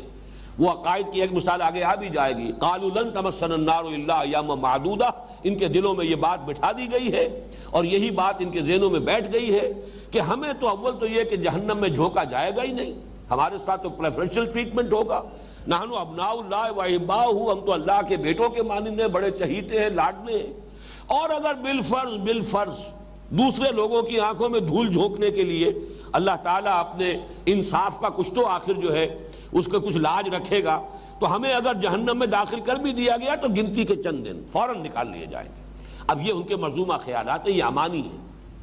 امانی کا لفظ جو ہے اصل میں بنا ہے منا اور منیون، یہ کہتے ہیں کوئی تصور ذہن میں قائم کر لینا، اسی سے لفظ منی بھی جو ہے حیوانات کی جو منی ہے جس سے کہ آگے نسل چلتی ہے، تو اس منی کے قطرے کے اندر ہی وہ پوری تصویر موجود ہوتی ہے حیوان کی، اس لیے کہ بہرحال ایک حیوان کی منی سے جو بھی حیوان وجود میں آئے گا پورا نقشہ اس کے اندر موجود ہے، وہی حیوان تو وجود آئے گا نا، اس سے وجود میں آئے گا، انسان کی منی سے ایک انسان ہی تو وجود میں آئے گا، تو گویا کہ وہ نقشہ اس کے اندر موجود ہے۔ تو یہی سے لفظ بنا ہے امنیہ، کوئی تمنا، کوئی دل خوش کن خیال، اپنے دل میں ایک خیال جو ہے پکا لینا، وشفل تھنکنگ جسے آپ کہتے ہیں دنیا انگریزی زبان میں، تو یہ وشفل تھنکنگ ہے ان کی کہ اس کو اسی کے بل پر یہ زندگی گزار رہے ہیں، ان کا سارا جو ایٹیچیوڈ ہے مذہبی وہ امانی پر قائم ہے۔ تو منہم امیون، آج آپ غور کر دیجئے خود مسلمانوں کا حال کیا ہے، کتنے لوگ ہیں کہ جو کتاب و سنت سے براہ راست واقف ہوں، کتنے لوگوں کے پاس دین کا علم موجود ہے، وہ امی اس اعتبار سے، چاہے دنیا کے علوم انہوں نے حاصل کیے ہیں، بہت کچھ پڑھا ہے، لیکن یہ کہ بہرحال دین کے اعتبار سے امی ہے، ان پڑھ ہے، ناواقف ہے، جو بھی کچھ علماء سے سن لیا ہے، شنید ہے، کچھ عقائد ہیں جو بیان کر دیے گئے، جو ہمارے عام فضا میں جن کا چرچا رہتا ہے، بس وہ باتیں ہیں کہ جو پلے باندھی ہوئی ہیں، دماغ میں بٹھائی ہوئی۔ وَمِنْهُمْ أُمِّيُّونَ لَا يَعْلَمُونَ الْكِتَابَ إِلَّا أَمَانِيَّ وَإِنْهُمْ إِلَّا يَظُنُّونَ، اور نہیں وہ کرتے مگر ظن سے کام لے رہے، یہ ظن اور تخمین،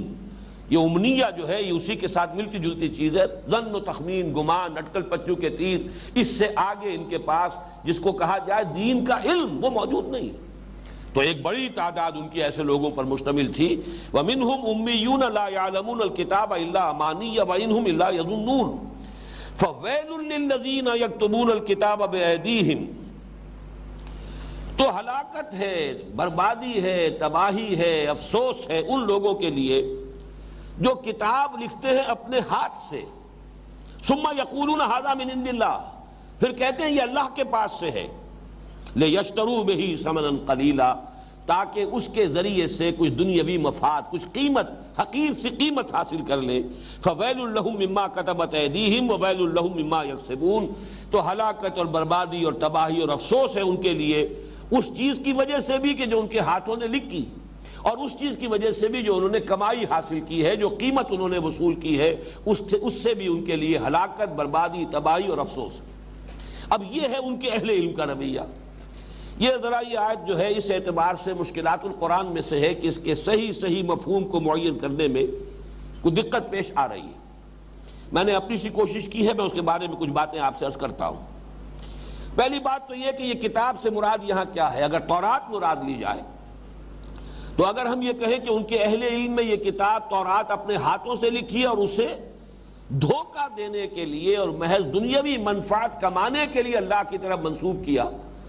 تو اس کے معنی تو پھر یہ ہوئے کہ کسی بھی درجے میں تورات کے نام سے جو کتاب دنیا میں آج پیش کی جا رہی ہے یا خود حضور کے زمانے میں پیش کی گئی، وہ سرے سے ساقط الاعتبار ہے، پھر اس میں خیر کا کوئی عنصر جو ہے اس کو کوئی امکان باقی رہتا ہی نہیں،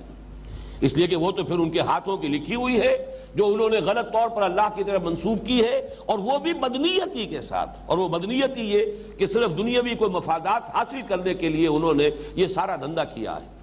یہ بات جو ہے کسی ایک درجے میں تحریف کی حد تک تو تسلیم کی جا سکتی ہے کہ کہیں کہیں لفظی رد و بدل کر دیا گیا، کہیں کہیں آگے پیچھے کر دیا گیا، کہیں کہیں لفظ کی شکل تبدیل کر دی گئی، یہ تو ہو سکتا ہے تعویل، لیکن چونکہ بہرحال خود حضور صلی اللہ علیہ وسلم کے زمانے میں جو بھی تورات موجود تھی اس کو بحیثیت مجموعی حضور نے ریجیکٹ نہیں کیا،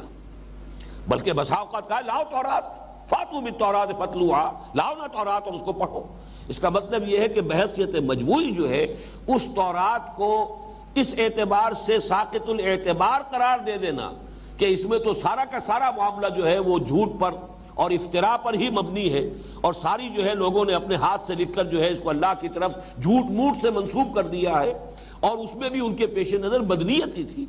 یہ چیز کچھ قابل قبول نہیں۔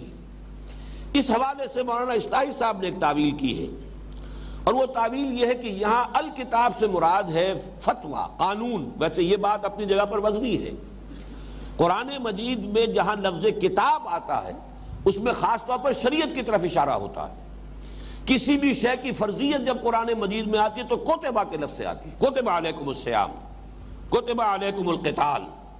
کتب علیکم اذا حضر احدکم الموت ان ترک خیرا الوصیہ، وصیت تم پر لازم کر دی گئی، قتال فرض کر دیا گیا، روزہ فرض کر دیا گیا، تو یہ کتاب کا لفظ آتا ہے فرض کے لیے، کسی شے کی مشروعیت، اس کا شرعی حکم قرار پا جانا، اور اسی اعتبار سے وہ جو 4 مرتبہ قرآن مجید میں حضور کے فرائض چہارگانہ آئے ہیں، وَيُعَلِّمُهُمُ الْكِتَابَ وَالْحِکْمَةَ، وہاں کتاب سے مراد، میں بھی اسے تسلیم کرتا ہوں کہ مراد ہے قرآن مجید کا وہ حصہ جو احکام شریعت پر مشتمل ہے۔ تو گویا کہ یہاں اس آیت میں اللہ تعالیٰ ان لوگوں کے جو فقہاء تھے، ان کے جو احبار تھے، ان کے جو مفتی حضرات تھے، ان کے اس طرز عمل کی طرف اشارہ کر رہا ہے کہ وہ فتوے دیتے تھے، اور وہ فتوے بہرحال جیسے ہمارے یہاں بھی فتویٰ فروشی ہوتی رہی ہے، علماء سو کا کام کیا رہا ہے، جہاں کہیں دیکھا کہ کوئی معاملہ ایسا ہے، کوئی بڑا شخص ہے اور اس سے کوئی منفعت بھی حاصل ہو سکتی ہے، اس کا من چاہا، اس کا دل پسند فتویٰ کہیں سے ادھر سے ادھر سے کوئی دلیل نکال کر، کوئی ہیلہ تلاش کر کے اس کے لیے کوئی شرعی جو ہے اس کے لیے وہ امکان پیدا کر دینا، راستہ نکال دینا، اس سے یہ کہ لوگوں نے بہرحال دنیاوی مفادات حاصل کیے ہیں۔ فتویٰ فروشی جسے ہم کہتے ہیں، وہ تو ہمارے ہاں بھی علماء سو کا طرز عمل رہا ہے، ہیلے بہانوں کے ذریعے سے حرام کو حلال کر لینا، یہ سارے راستے جو ہیں وہ رہے ہیں۔ تو اگر اس درجے میں صرف ہو تو بات سمجھ میں آتی ہے، لیکن یہ کہ اس کو ہمارے تقریباً تمام مفسرین نے اسے کتاب کو اس طریقے سے خاص نہیں کیا ہے صرف احکام اور فتویٰ نویسی کے لیے۔ اس کے حوالے سے جب میں نے غور کیا تو ایک بات کی طرف ذہن منتقل ہوا ہے، واللہ عالم۔ اصل میں یہود کے مذہب میں جو زیادہ اہم کتاب ہے وہ تالمود ہے، اور تورات تو ان کے ہاں بس ایک کتاب مقدس کے درجے میں ہے۔ جیسے ہماری تاریخ میں یہ ہوا ہے کہ بہت جلد قرآن مجید سے توجہ ہٹ گئی تھی. قرآن مجید تو صرف تلاوت کے لیے رہ گیا کہ اس سے حصول ثواب حاصل کرنا ہے، اس کے سوا کچھ نہیں، پڑھو اور ثواب حاصل کرو. جیسا کہ آج بھی مسلمانوں کی عظیم اکثریت کا تو طرز عمل قرآن کے ساتھ یہی ہے، حصول ثواب، ایصال ثواب، بس اس کام کے لیے قرآن مجید جو ہے ایک ذریعہ ہے. باقی یہ کہ اس کا پڑھنا پڑھانا سمجھنا سمجھانا یہ تو کوئی خاص طبقہ ہے علماء کا، یہ ان کے کرنے کا کام ہے، عام لوگوں کا کام ہے ہی نہیں. باقی ساری دلچسپی علماء کو بھی ایک زمانے میں رہ گئی تھی صرف فقہ کے ساتھ. اس کی وجہ یہ تھی کہ چونکہ بہرحال چاہے ملوکیت کا دور آیا چاہے کوئی اور دور آیا، سلاطین کے ادوار تھے، لیکن چونکہ شریعت تو نافذ تھی، قانون تو اسلامی تھا، مفتیوں کے منصب ہوتے تھے، قاضی حضرات ہوتے تھے، وہ فیصلے کرتے تھے. تو ان تمام چیزوں میں وہ افتاء کا منصب ہو یا قضاء کا منصب ہو، وہاں اگر ریفرنس تھا تو فقہ سے تھا، قرآن مجید سے تو کوئی ریفرنس تھا ہی نہیں. بلکہ بہت عرصے تک ہندوستان کی سرزمین خاص طور پر علم حدیث سے بھی بیگانہ رہی ہے. اس لیے کہ یہاں جو اسلام آیا تھا، پہلے جو پہل آیا ہے وہ تو در حقیقت محمد ابن قاسم کے ذریعے سے جب آیا ہے اسلام، وہ اسلام تو تھا دور نبوت سے قریب ترین جو اسلام ہے. اس لیے کہ دور خلافت راشدہ کو ختم ہوئے ابھی صرف کل 50 برس ہوئے تھے. ابھی نہ فرقے تھے، نہ مختلف مکاتب فقہ پیدا ہوئے تھے، نہ کوئی اور کلامی قسم کے اختلافات پیدا ہوئے تھے. امت کی وحدت بھی برقرار تھی، اور دین کا بھی یوں سمجھیے کہ ایک جو اصل دین ہے اجمالاً اس کا نقشہ بھی محفوظ تھا. لیکن وہ اسلام تو بہت تھوڑے عرصے کے لیے رہا. اس کے بعد آپ کو معلوم ہے جب محمد ابن قاسم کو رحمت اللہ علیہ واپس بلا کر شہید کر دیا گیا تو پھر زوال فوراً شروع ہو گیا. اس کے 300 برس بعد جب اسلام آیا ہے ہندوستان میں، وہ شمال مغربی دروں سے آیا ہے. یہ اسلام جو ہے یہ اس وقت آیا ہے جبکہ دولت بنو عباس ختم ہو رہی تھی. 1206 میں آپ کو معلوم ہے کہ دہلی میں مسلمانوں کی حکومت قائم ہوئی، اور 1258 میں فال آف بغداد کا واقعہ پیش آیا ہے، جبکہ آخری خلیفہ جو بنو عباس کے تھے مستعصم باللہ، انہیں محل سے نکال کر اور گھوڑوں کے سموں تلے کچل دیا گیا.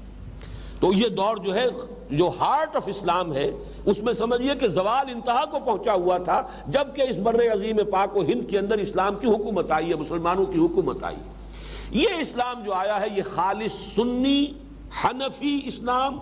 جس میں تصوف بھی ایک لازمی عنصر کی حیثیت سے موجود تھا. یہ دو اس کے وصف ایسے ہیں. یہ تو خیر اللہ کا شکر ہے کہ شیعت کا کوئی حصہ اس اسلام میں نہیں تھا،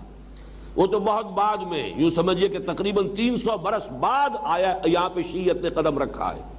وہ تو جب شیر شاہ سوری نے شکست دی ہے ہمایوں کو، اور ہمایوں جان بچا کر بھاگ کر گیا ہے ایران، اور وہاں سے پھر ایرانی مدد لے کر آیا ہے. ان کے ساتھ قزل باش آئے ہیں، یہ جو آپ کے ٹھوکر نیاز بیگ پر بیٹھے ہوئے قزل باش، یہ ہمایوں کے ساتھ آئے ہوئے ہیں وہ لوگ کہ جنہوں نے پھر دوبارہ ہمایوں کو تخت حاصل کرنے میں مدد کی تھی. اسی لیے اس کے بعد ہندوستان میں شیعت کا اور اہل تشیع کا جو ہے وہ زور بڑھتا چلا گیا. اس سے پہلے یہاں شیعت نہیں تھی، سنی اسلام. لیکن سنی اسلام کے دو وصف، خالص حنفی فقہ اور تصوف، یہ دونوں اس کے لازمی اجزاء تھے. لہذا اب یہاں پر حکومت کا سارا دھندا جو ہے وہ فقہ کے مطابق چلتا تھا. فقہ حنفی، ایک شخص فقہ حنفی کو جانتا ہے وہ مفتی بھی ہو سکتا ہے اور وہ قاضی بھی ہو سکتا ہے، سارے اعلیٰ مناصب تک وہ پہنچ سکتا ہے. لہذا سنت یعنی حدیث کو پڑھنے کی کوئی خاص ضرورت نہیں، اور قرآن مجید بس یہ کہ تلاوت کیجئے اور اس سے ثواب حاصل کر لیجئے. یہی معاملہ جو ہے رہا ہے مسلمانوں کا ہندوستان کے اندر. اس حوالے سے پھر جب دوبارہ شروع ہوا ہے شاہ ولی اللہ دہلوی رحمۃ اللہ علیہ کے زمانے سے پھر قرآن مجید کی طرف ترغیب، اس کی پوری داستان جو ہے میں نے لکھی ہوئی ہے، جو میری وہ کتاب ہے دعوت رجل القرآن کا منظر اور پس منظر، کہ حضرت شاہ ولی اللہ دہلوی رحمۃ اللہ علیہ سے پھر در حقیقت اس کا آغاز ہوا ہے. ورنہ قرآن کو جاننے والے لوگ یہاں نہیں تھے، بس فقہ سے سارا سروکار تھا. تو منہ، اب یہ ظاہر بات ہے کہ جو یہود کا معاملہ ہے وہ یہ ہے کہ تورات ان کے ہاں بس کتاب مقدس کی حیثیت سے رہ گئی تھی. یوں سمجھیے کہ اس کے کئی سو برس بعد پھر ان کے علماء نے اپنے فتووں کو مرتب کیا ہے اور تفصیلی جو نظام بنایا ہے اپنا فقہی نظام، وہ تالمود ہے.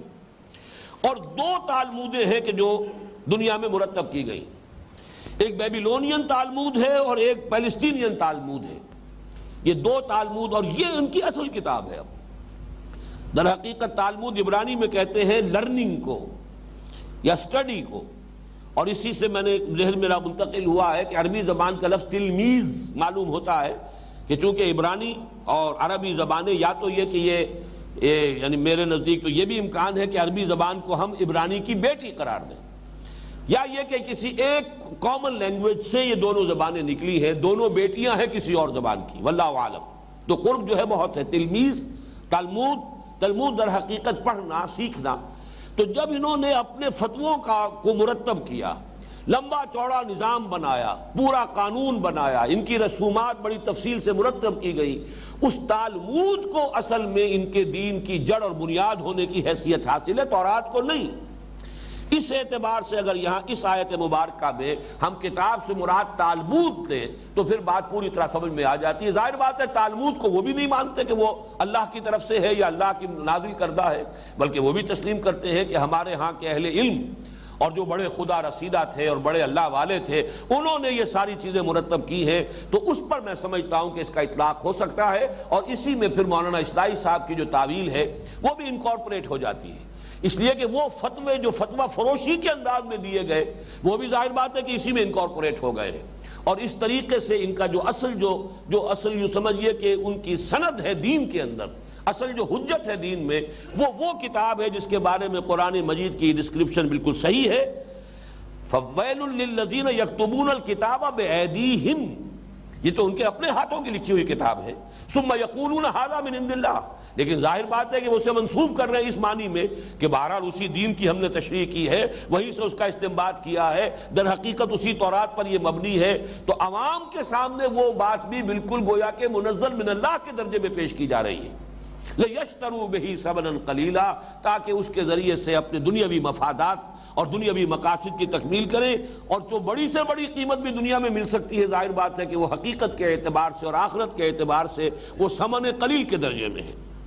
فَوَيْلٌ لَّهُم مِّمَّا كَتَبَتْ أَيْدِيهِمْ وَوَيْلٌ لَّهُم مِّمَّا يَكْسِبُونَ، تو ہلاکت ہے ان کے لیے، بربادی ہے ان کے لیے اس چیز سے بھی جو انہوں نے لکھی، جو ان کے ہاتھوں نے لکھی، اور ہلاکت اور بربادی ہے ان کے لیے وہ جو معاوضہ لیا یا جو بھی اس سے انہوں نے دنیاوی منفعت حاصل کی، جو کمائی حاصل کی، جو ثمن قلیل جو انہوں نے قبول کیا، وہ بھی ان کے لیے ہلاکت کا موجب ہے۔ اس آیت سے ہمارے ہاں کے بعض جو انتہا پسند کچھ، اور میں سمجھتا ہوں کہ زہد اور تقویٰ کا بھی ان پر یقیناً بڑا گہرا رنگ تھا،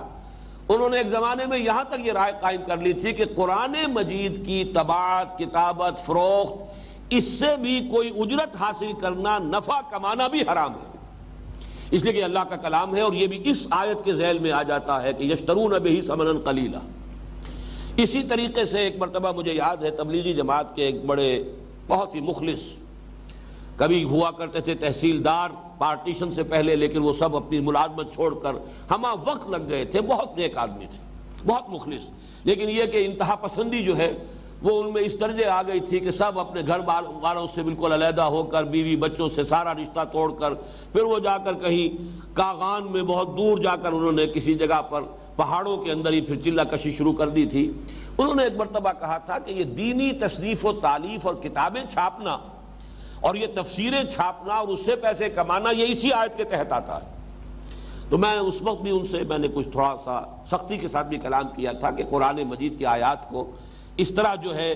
اتنا یعنی لوزلی اپلائی کر دینا یہ درست نہیں ہے۔ یہ چیزیں بہرحال جو بھی کوئی شخص دین کے لیے، اور بلکہ اس وقت ان کا اشارہ جو تھا وہ خاص طور پر مولانا مودودی کی طرف تھا کہ انہوں نے کتابیں لکھی اور کتابیں لکھ کر جو ہے اس سے اپنے ایک ذریعہ معاش بنایا، اپنے لیے دنیاوی جو ہے وہ حصول کا ذریعہ بنایا۔ تو مجھے یاد ہے ابھی کہ ان کے ساتھ میں نے بڑی تلخی کے ساتھ انہیں میں نے جواب بھی دیا تھا۔ تو واقعہ یہ کہ یہ چیزیں جو ہیں دین کو سمجھانے کے لیے تصنیف و تالیف یہ اس زمرے میں نہیں آئے گا۔ ہاں فتویٰ کوئی غلط دے رہا ہے آدمی، اس پر اس آیت کا اطلاق ہو جائے گا۔ کوئی شخص جھوٹ موٹ کسی بات کو خود گھڑ کر اللہ کی طرف منسوب کر رہا ہو اس پر اس آیت کا اطلاق ہوگا، لیکن یہ کہ دین کی افہام و تفہیم کے لیے، دین کے سمجھنے سمجھانے کے لیے، دین کی دعوت کو عام کرنے کے لیے، خدمت دین کے لیے جو بھی کام تصنیف و تعریف کے کیے جائیں ان کاموں پر اس طرح سے اطلاق کر دینا ان آیات کا میرے نزدیک بہت بڑی زیادتی ہے۔ البتہ ایک پہلو اس میں ہے جو قابل لحاظ ہے، اور وہ یہ ہے کہ دین کے افہام و تفہیم یا دین کی نشر و اشاعت، دین کی تبلیغ، اس کے لیے تصنیف و تالیف کو ذریعہ معاش بنانا یہ واقعتاً کسی نہ کسی درجے میں مشتبہ ہو جاتا ہے۔ ہمارے علماء سلف کا یہ معاملہ رہا ہے کہ انہوں نے کبھی اپنی اس طرح کی چیزوں کا کوئی کاپی رائٹ نہیں رکھا۔ مولانا اشرف علی تھانوی اس دور میں بھی، حالانکہ ان کی تصانیف جو ہے بے شمار تصانیف، کسی کا کوئی کاپی رائٹ نہیں ہے، کسی کا کوئی حق محفوظ نہیں ہے، جو چاہے چھاپے۔ ایک یہ ہے کہ آپ کسی ادارے کے ساتھ وابستہ ہیں، جو بھی آپ کام کر رہے ہیں وہ اس ادارے کی ملکیت ہے، وہ ادارہ جو ہے وہ آپ کو کوئی گزارا الاؤنس دے رہا ہے یا آپ کی جو بھی معاشی ضروریات پوری کر رہا ہے، یہ ایک بالکل مختلف شے ہو جائے گی۔ لیکن اپنی تصانیف کا کو حق طباعت محفوظ رکھ کر اور حق اشاعت محفوظ رکھ کر اس کی رائلٹیز کا نظام چلانا، اور پھر یہ کہ وہ وراثتاً بھی منتقل ہو، یہ واقعتاً ایک مشتبہ چیز ضرور ہے۔ اور میں یہ کہ بہرحال اس آیت کا اطلاق تو اس پر میرے نزدیک صحیح نہیں ہوگا، لیکن یہ کہ ان آیات کا اطلاق ہو جائے گا کہ ہر داعی دین کی طرف سے ہر رسول کا یہ قول قرآن مجید میں نقل ہوا ہے، وَمَا أَسْأَلُكُمْ عَلَيْهِ مِنْ أَجْرٍ إِنْ أَجْرِيَ إِلَّا عَلَىٰ رَبِّ الْعَالَمِينَ۔ یہ دعوت و تبلیغ، یہ جو خدمت میں سر انجام دے رہا ہوں، میں اس پر تم سے کسی اجر کا مطالبہ نہیں کرتا، کوئی کسی اجر کا میں سوال نہیں کرتا۔ میرا اجر، میرا ثواب، میری اجرت اللہ کے ذمے ہے۔ اس کا ضرور اس کے تابع ہو جائے گا کہ ان کاموں کو کھلا رکھنا چاہیے۔ ایک یہ الفاظ ایک مرتبہ مولانا اصلاحی صاحب نے استعمال کیے تھے، ہوا اور پانی کی طرح مباح ہو جانا چاہیے، کہ جو کچھ ہم نے دین کے لیے لکھا ہے، جو کچھ کام کیا ہے، جس طرح ہوا اور پانی دو چیزیں اللہ تعالیٰ نے اتنی عام اس دنیا میں پیدا کی ہے کہ ان کی قیمت کوئی نہیں ہے۔ ہوا ہر جگہ موجود ہے، اور ہوا ذرا نہ ہو تو آپ کی زندگی جو ہے وہ محال ہو جائے، لیکن یہ ہوا آپ کو خریدنی نہیں پڑتی۔ پانی کا معاملہ بھی ہے، بہشتی بیچارہ کبھی لایا کرتا تھا پانی، تو وہ اگر کوئی مشق کو پیسے لیتا تھا، وہ پانی کی قیمت نہیں تھی، بلکہ وہ تو حقیقت میں اس محنت کا کہ جو وہ لے کر آ رہا ہے، کیری کر رہا ہے، اس کی محنت تھی۔ ورنہ یہ کہ پانی اور ہوا جیسے یہ مباح ہیں، ایسے ہی دینی تصنیف و تالیف کا معاملہ جو ہے اللہ تعالیٰ جسے بھی ہمت دے اسے کرنا یہی چاہیے کہ اس پر کوئی رائلٹی نہیں، کسی کا کوئی حق تصنیف، کسی کا کوئی حق طباعت جو ہے محفوظ نہ ہو، بلکہ ہوا اور پانی کی طرح اس کو مباح کر دیا جائے، جو شخص چاہے اس کو چھاپے۔ یہ ہو سکتا ہے کہ اس کے اوپر کچھ کنٹرول ہو، کہ کوئی قواعد و ضوابط کے تحت چھاپا جا رہا ہو، معیاری اس کی طباعت ہو رہی ہو، ایسے نہ ہو کہ غلط سلط شائع کر دیا جائے، اس کے لیے کوئی پابندی عائد کی جائے، وہ اپنی جگہ پر ہے۔ لیکن یہ کہ اس قسم کے کسی کام کا اس طرح کا معاملہ کہ وہ رائلٹی بنے اور رائلٹی بھی پھر منتقل ہو وراثت میں، بہرحال میں اسے حرام مطلق کے درجے میں کوئی فتویٰ تو دینے کی پوزیشن میں نہیں ہوں، لیکن بہرحال اس کو میں مشکوک اور مشتبہ اور مکروہ کا ضرور میں سمجھتا ہوں کہ یہ ان آیات کی روح سے یہ چیز کوئی پسندیدہ چیزوں میں شامل ہے۔ اللہ کا فضل ہے، ہم نے انجمن خدام القرآن کی تمام مطبوعات کا معاملہ یہی کیا ہے۔ ہماری کوئی چیز جو ہے اس پر کوئی رائلٹی کسی کی نہیں ہے، جو چاہے چھاپے، وہ فروخت کرے یا یہ کہ مفت تقسیم کرے، کھلی آزادی۔ فویل للذین یکتبون الکتاب بایدیہم ثم یقولون ھذا من عند اللہ لیشتروا بہ ثمنا قلیلا فویل لہم مما کتبت ایدیہم وویل لہم مما یکسبون وقالوا لن تمسنا النار الا ایاما معدودہ۔ اور وہ کہتے ہیں نہیں چھو سکتی ہرگز ہمیں آگ مگر گنتی کے چند دن۔ یہ ہے ان کا عقیدہ، یہ وہ امانی کی۔ ومنہم امیون لا یعلمون الکتاب الا امانیہ، ان میں ایسے لوگ بھی ہیں ان پڑھ ہیں، کتاب پڑھی نہیں ہے، اس سے واقف نہیں ہے، لیکن کچھ مذمومہ خیالات ہیں، من گھڑت عقائد ہیں،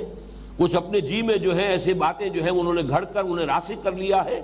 اسی کے بل پر جی رہے ہیں۔ تو فرمایا وقالوا لن تمسنا النار الا ایاما معدودہ قل اتخذتم من اللہ عہدا فلن یخلف اللہ عہدہ۔ اے نبی ان سے کہیے کیا تم نے اللہ سے کوئی عہد لیا ہوا ہے کہ تمہیں یہ یقین ہے کہ اللہ اپنے عہد کی خلاف ورزی نہیں کرے گا؟ کس دلیل سے بات کر رہے ہو؟ بلکہ بعض مقامات پر تو آیا ہے قل ہاتوا برہانکم ان کنتم صادقین تلک امانیہم قل ہاتوا برہانکم ان کنتم صادقین۔ یہ تو ان کی صرف تمنائیں ہیں، ان کی آرزویں ہیں، ان کے من گھڑت خیالات ہیں، خوشنما عقائد ہیں، وشفل تھنکنگ ہے۔ کہیے ان سے کہ لاؤ، کوئی دلیل ہے تو لاؤ۔ تورات میں ایسی کوئی چیز موجود نہیں۔ دیکھیے جیسے آج بھی جو چاروں گوسپل ہیں عیسائیوں کے، ان میں تثلیث کا کہیں کوئی سراغ ہی نہیں۔ تثلیث کا ذکر ملے گا تو آگے چل کر ملے گا، وہ سینٹ پال کے ایپیسلز میں ملے گا، کہیں اور ان کی جو اپنی فلسفہ ترازی اس میں ملے گا۔ بائبل جو چار جو ہے گوسپلز، چاہے وہ متی کی ہے اور چاہے لیوک کی ہے اور چاہے یوحنا کی ہے اور چاہے مارکس کی ہے، ان میں کہیں پر بھی تثلیث کا کوئی تذکرہ ہی موجود نہیں۔ اس حوالے سے نوٹ کیجئے کہ یہ بہت اہم بات ہے کہ یہ چیزیں کہاں ہیں، یہ تورات میں نہیں ہے۔ یہ چیزیں تالمود میں ہے، اس کے میں 2 حوالے بھی آپ کو سنا دوں گا کہ ان کے ہاں تو یہ بات اس طریقے سے طے ہے کہ ہم اول تو داخل ہو ہی نہیں سکتے، یہ تو بڑی رعایت ہے کہ کہیں اللہ تعالیٰ نے اگر صرف دوسروں کا منہ بند کرنے کے لیے کہ دوسرے جو ہے احتجاج نہ کرے تو وہ ہمیں جہنم میں شاید ڈال بھی دے، لیکن یہ کہ فوراً نکال لے گا، گنتی کے چند دنوں سے زیادہ ہمارا جہنم میں وہاں ہمارا قیام نہیں ہوگا، یہ ان کے مذمومہ خیالات ہیں۔ قل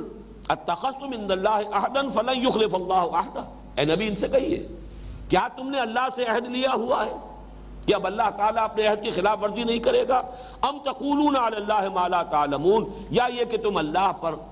قول کے بعد جب علی آتا ہے تو منسوب کرنا، جڑ دینا، تہمت لگانا،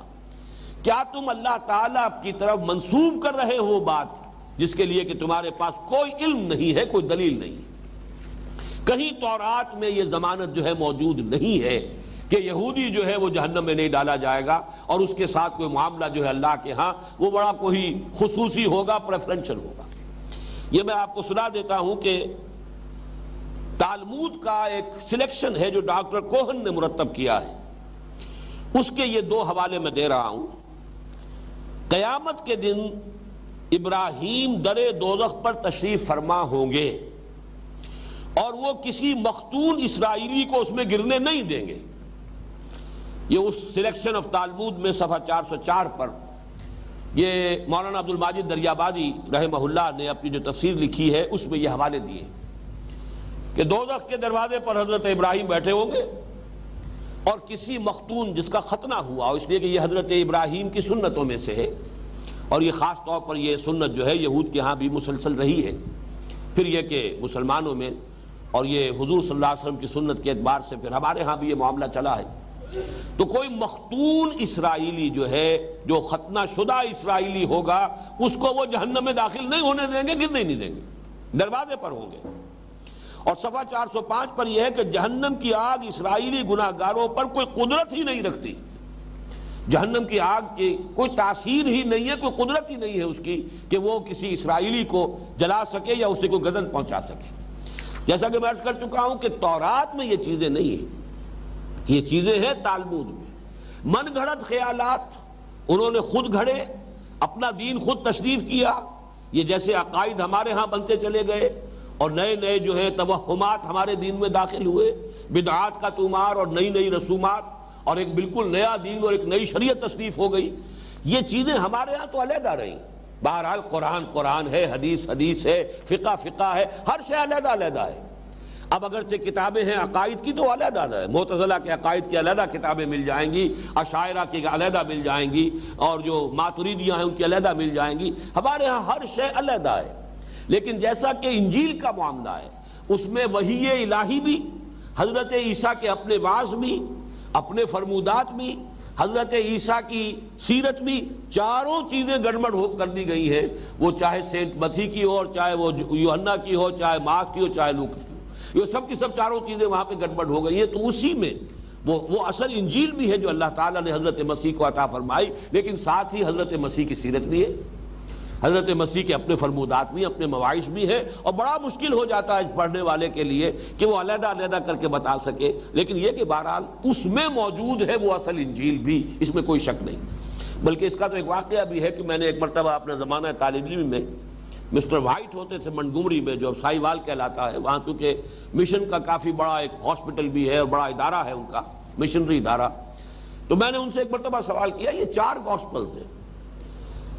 which one of them is Bible؟ اس کا جواب پہلا جو تھا وہ تو میں سن کر چونکا، none of them is Bible۔ میں حیران ہوا یہ کیا کہہ رہا ہے، عیسائی ہے، پادری ہے، none of them is Bible۔ Bible is in them، ان میں بائبل ہے، ان میں سے کوئی بھی اپنی جگہ بائبل نہیں ہے، اس لیے اس کو گاسپل کہتے ہیں، gospel of the Lord according to Saint Matthew, gospel of the Lord according to Saint John. تو اصل میں بائبل اس میں اس حد تک اس جملے کے اندر صداقت ہے کہ اسی میں حضرت مسیح علیہ السلام پر جو اللہ تعالیٰ کی وحی نازل ہوئی، ظاہر بات ہے جیسے حضور نے بھی جب قرآن آپ پر نازل ہوا تو اپنی زبان مبارک سے سنایا ہے نا لوگوں کو، تو حضور ہی کی زبان مبارک سے آپ کے اور جو احادیث جنہیں ہم کہتے ہیں وہ بھی نکل رہے۔ اگر ان سب کو گڑبڑ کر دیا گیا ہوتا تو گویا کہ کلام اللہ، یہ قرآن مجید اور حدیث نبوی، یہ آپس میں ایک دوسرے کے ساتھ گڑبڑ ہو جاتے۔ یہی وجہ ہے کہ حضور نے ابتدا میں تو سختی کے ساتھ منع کر دیا تھا، لا تکتبوا انی الا القرآن، قرآن کے سوا اور کوئی شے لکھو نہیں، اس لیے کہ یہ قرآن کی ایک مرتبہ ترتیب اور تدوین مکمل ہو لے، اس کا پورا معاملہ لوگوں کے سینوں کے اندر یہ قرآن اسی ترتیب کے ساتھ محفوظ ہو جائے، اس کے بعد پھر حدیثیں لکھی جائیں تو کوئی حرج نہیں۔ لیکن اگر اس سے پہلے کہیں اسی دوران میں کوئی حدیثیں بھی لکھ دی گئی تو ہو سکتا ہے اشتباہ ہو، کسی کو بعد میں کوئی بھی لکھا ہوا ملے اور اس کو یہ شک ہو جائے کہ شاید یہ بھی قرآن ہے۔ تو اللہ کا بڑا فضل ہے، چونکہ یہ آخری دین ہے، تا قیام قیامت اسی کو رہنا ہے، لہذا اس کا معاملہ یہ رکھا ہے کہ اللہ نے ہر اعتبار سے اس کی حفاظت کا بندوبست کیا۔ قرآن علیحدہ ہے، حدیث علیحدہ ہے، سیرت علیحدہ ہے، اور پھر اس کے بعد ہمارے ہاں فقہ کی کتابیں ہیں، مختلف جو بھی فقہاء ہیں وہ ان کے اپنے علیحدہ علیحدہ جو سلسلے ہیں فقہی مسالک کے، ان کی اپنی ہیں، عقائد کی کتابیں علیحدہ ہیں، ہر چیز۔ لیکن یہودیوں کے ہاں یہ تمام چیزیں تالمود میں آ کر انہوں نے گویا کہ ایک ہی کتاب کی شکل اختیار کر لی۔ وَقَالُوا لَن تَمَسَّنَا النَّارُ إِلَّا أَيَّامًا مَّعْدُودَةً قُلْ أَتَّخَذْتُمْ عِندَ اللَّهِ عَهْدًا فَلَن يُخْلِفَ اللَّهُ عَهْدَهُ أَمْ تَقُولُونَ عَلَى اللَّهِ مَا لَا تَعْلَمُونَ۔ اس میں یہ ایک اشکال ہوا ہے،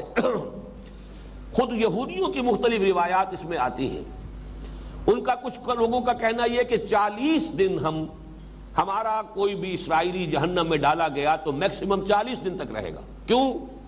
کہ 40 دن تک ان کے کچھ لوگوں نے بچھڑے کی پرستش کی تھی، اس کے حوالے سے وہ کہتے ہیں کہ ہمارے لیے اگر کوئی امکان ہے کہ کوئی یہودی جو ہے وہ آگ میں ڈالا جائے تو میکسیمم 40 دن۔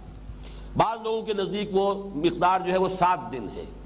بعض نے اس سے زیادہ بھی کہا ہے، لیکن میرے نزدیک قرآن مجید سے جب ہم دیکھیں گے تو القرآن یفسر بعضہ بعضا، اور وہ اصول یہاں بھی پوری طریقے سے اپلیکیبل ہے کہ اہم مضامین قرآن مجید میں کم سے کم 2 جگہ ضرور آتے ہیں۔ یہ سورہ بنی اسرائیل کے اندر سورہ آل عمران میں یہ آیت موجود ہے، أَلَمْ تَرَ إِلَى الَّذِينَ أُوتُوا نَصِيبًا مِنَ الْكِتَابِ يُدْعَوْنَ إِلَى كِتَابِ اللَّهِ لِيَحْكُمَ بَيْنَهُمْ ثُمَّ يَتَوَلَّى فَرِيقٌ مِّنْهُمْ وَهُمْ مُعْرِضُونَ ذَلِكَ بِأَنَّهُمْ قَالُوا لَن تَمَسَّنَا النَّارُ إِلَّا أَيَّامًا مَّعْدُودَاتٍ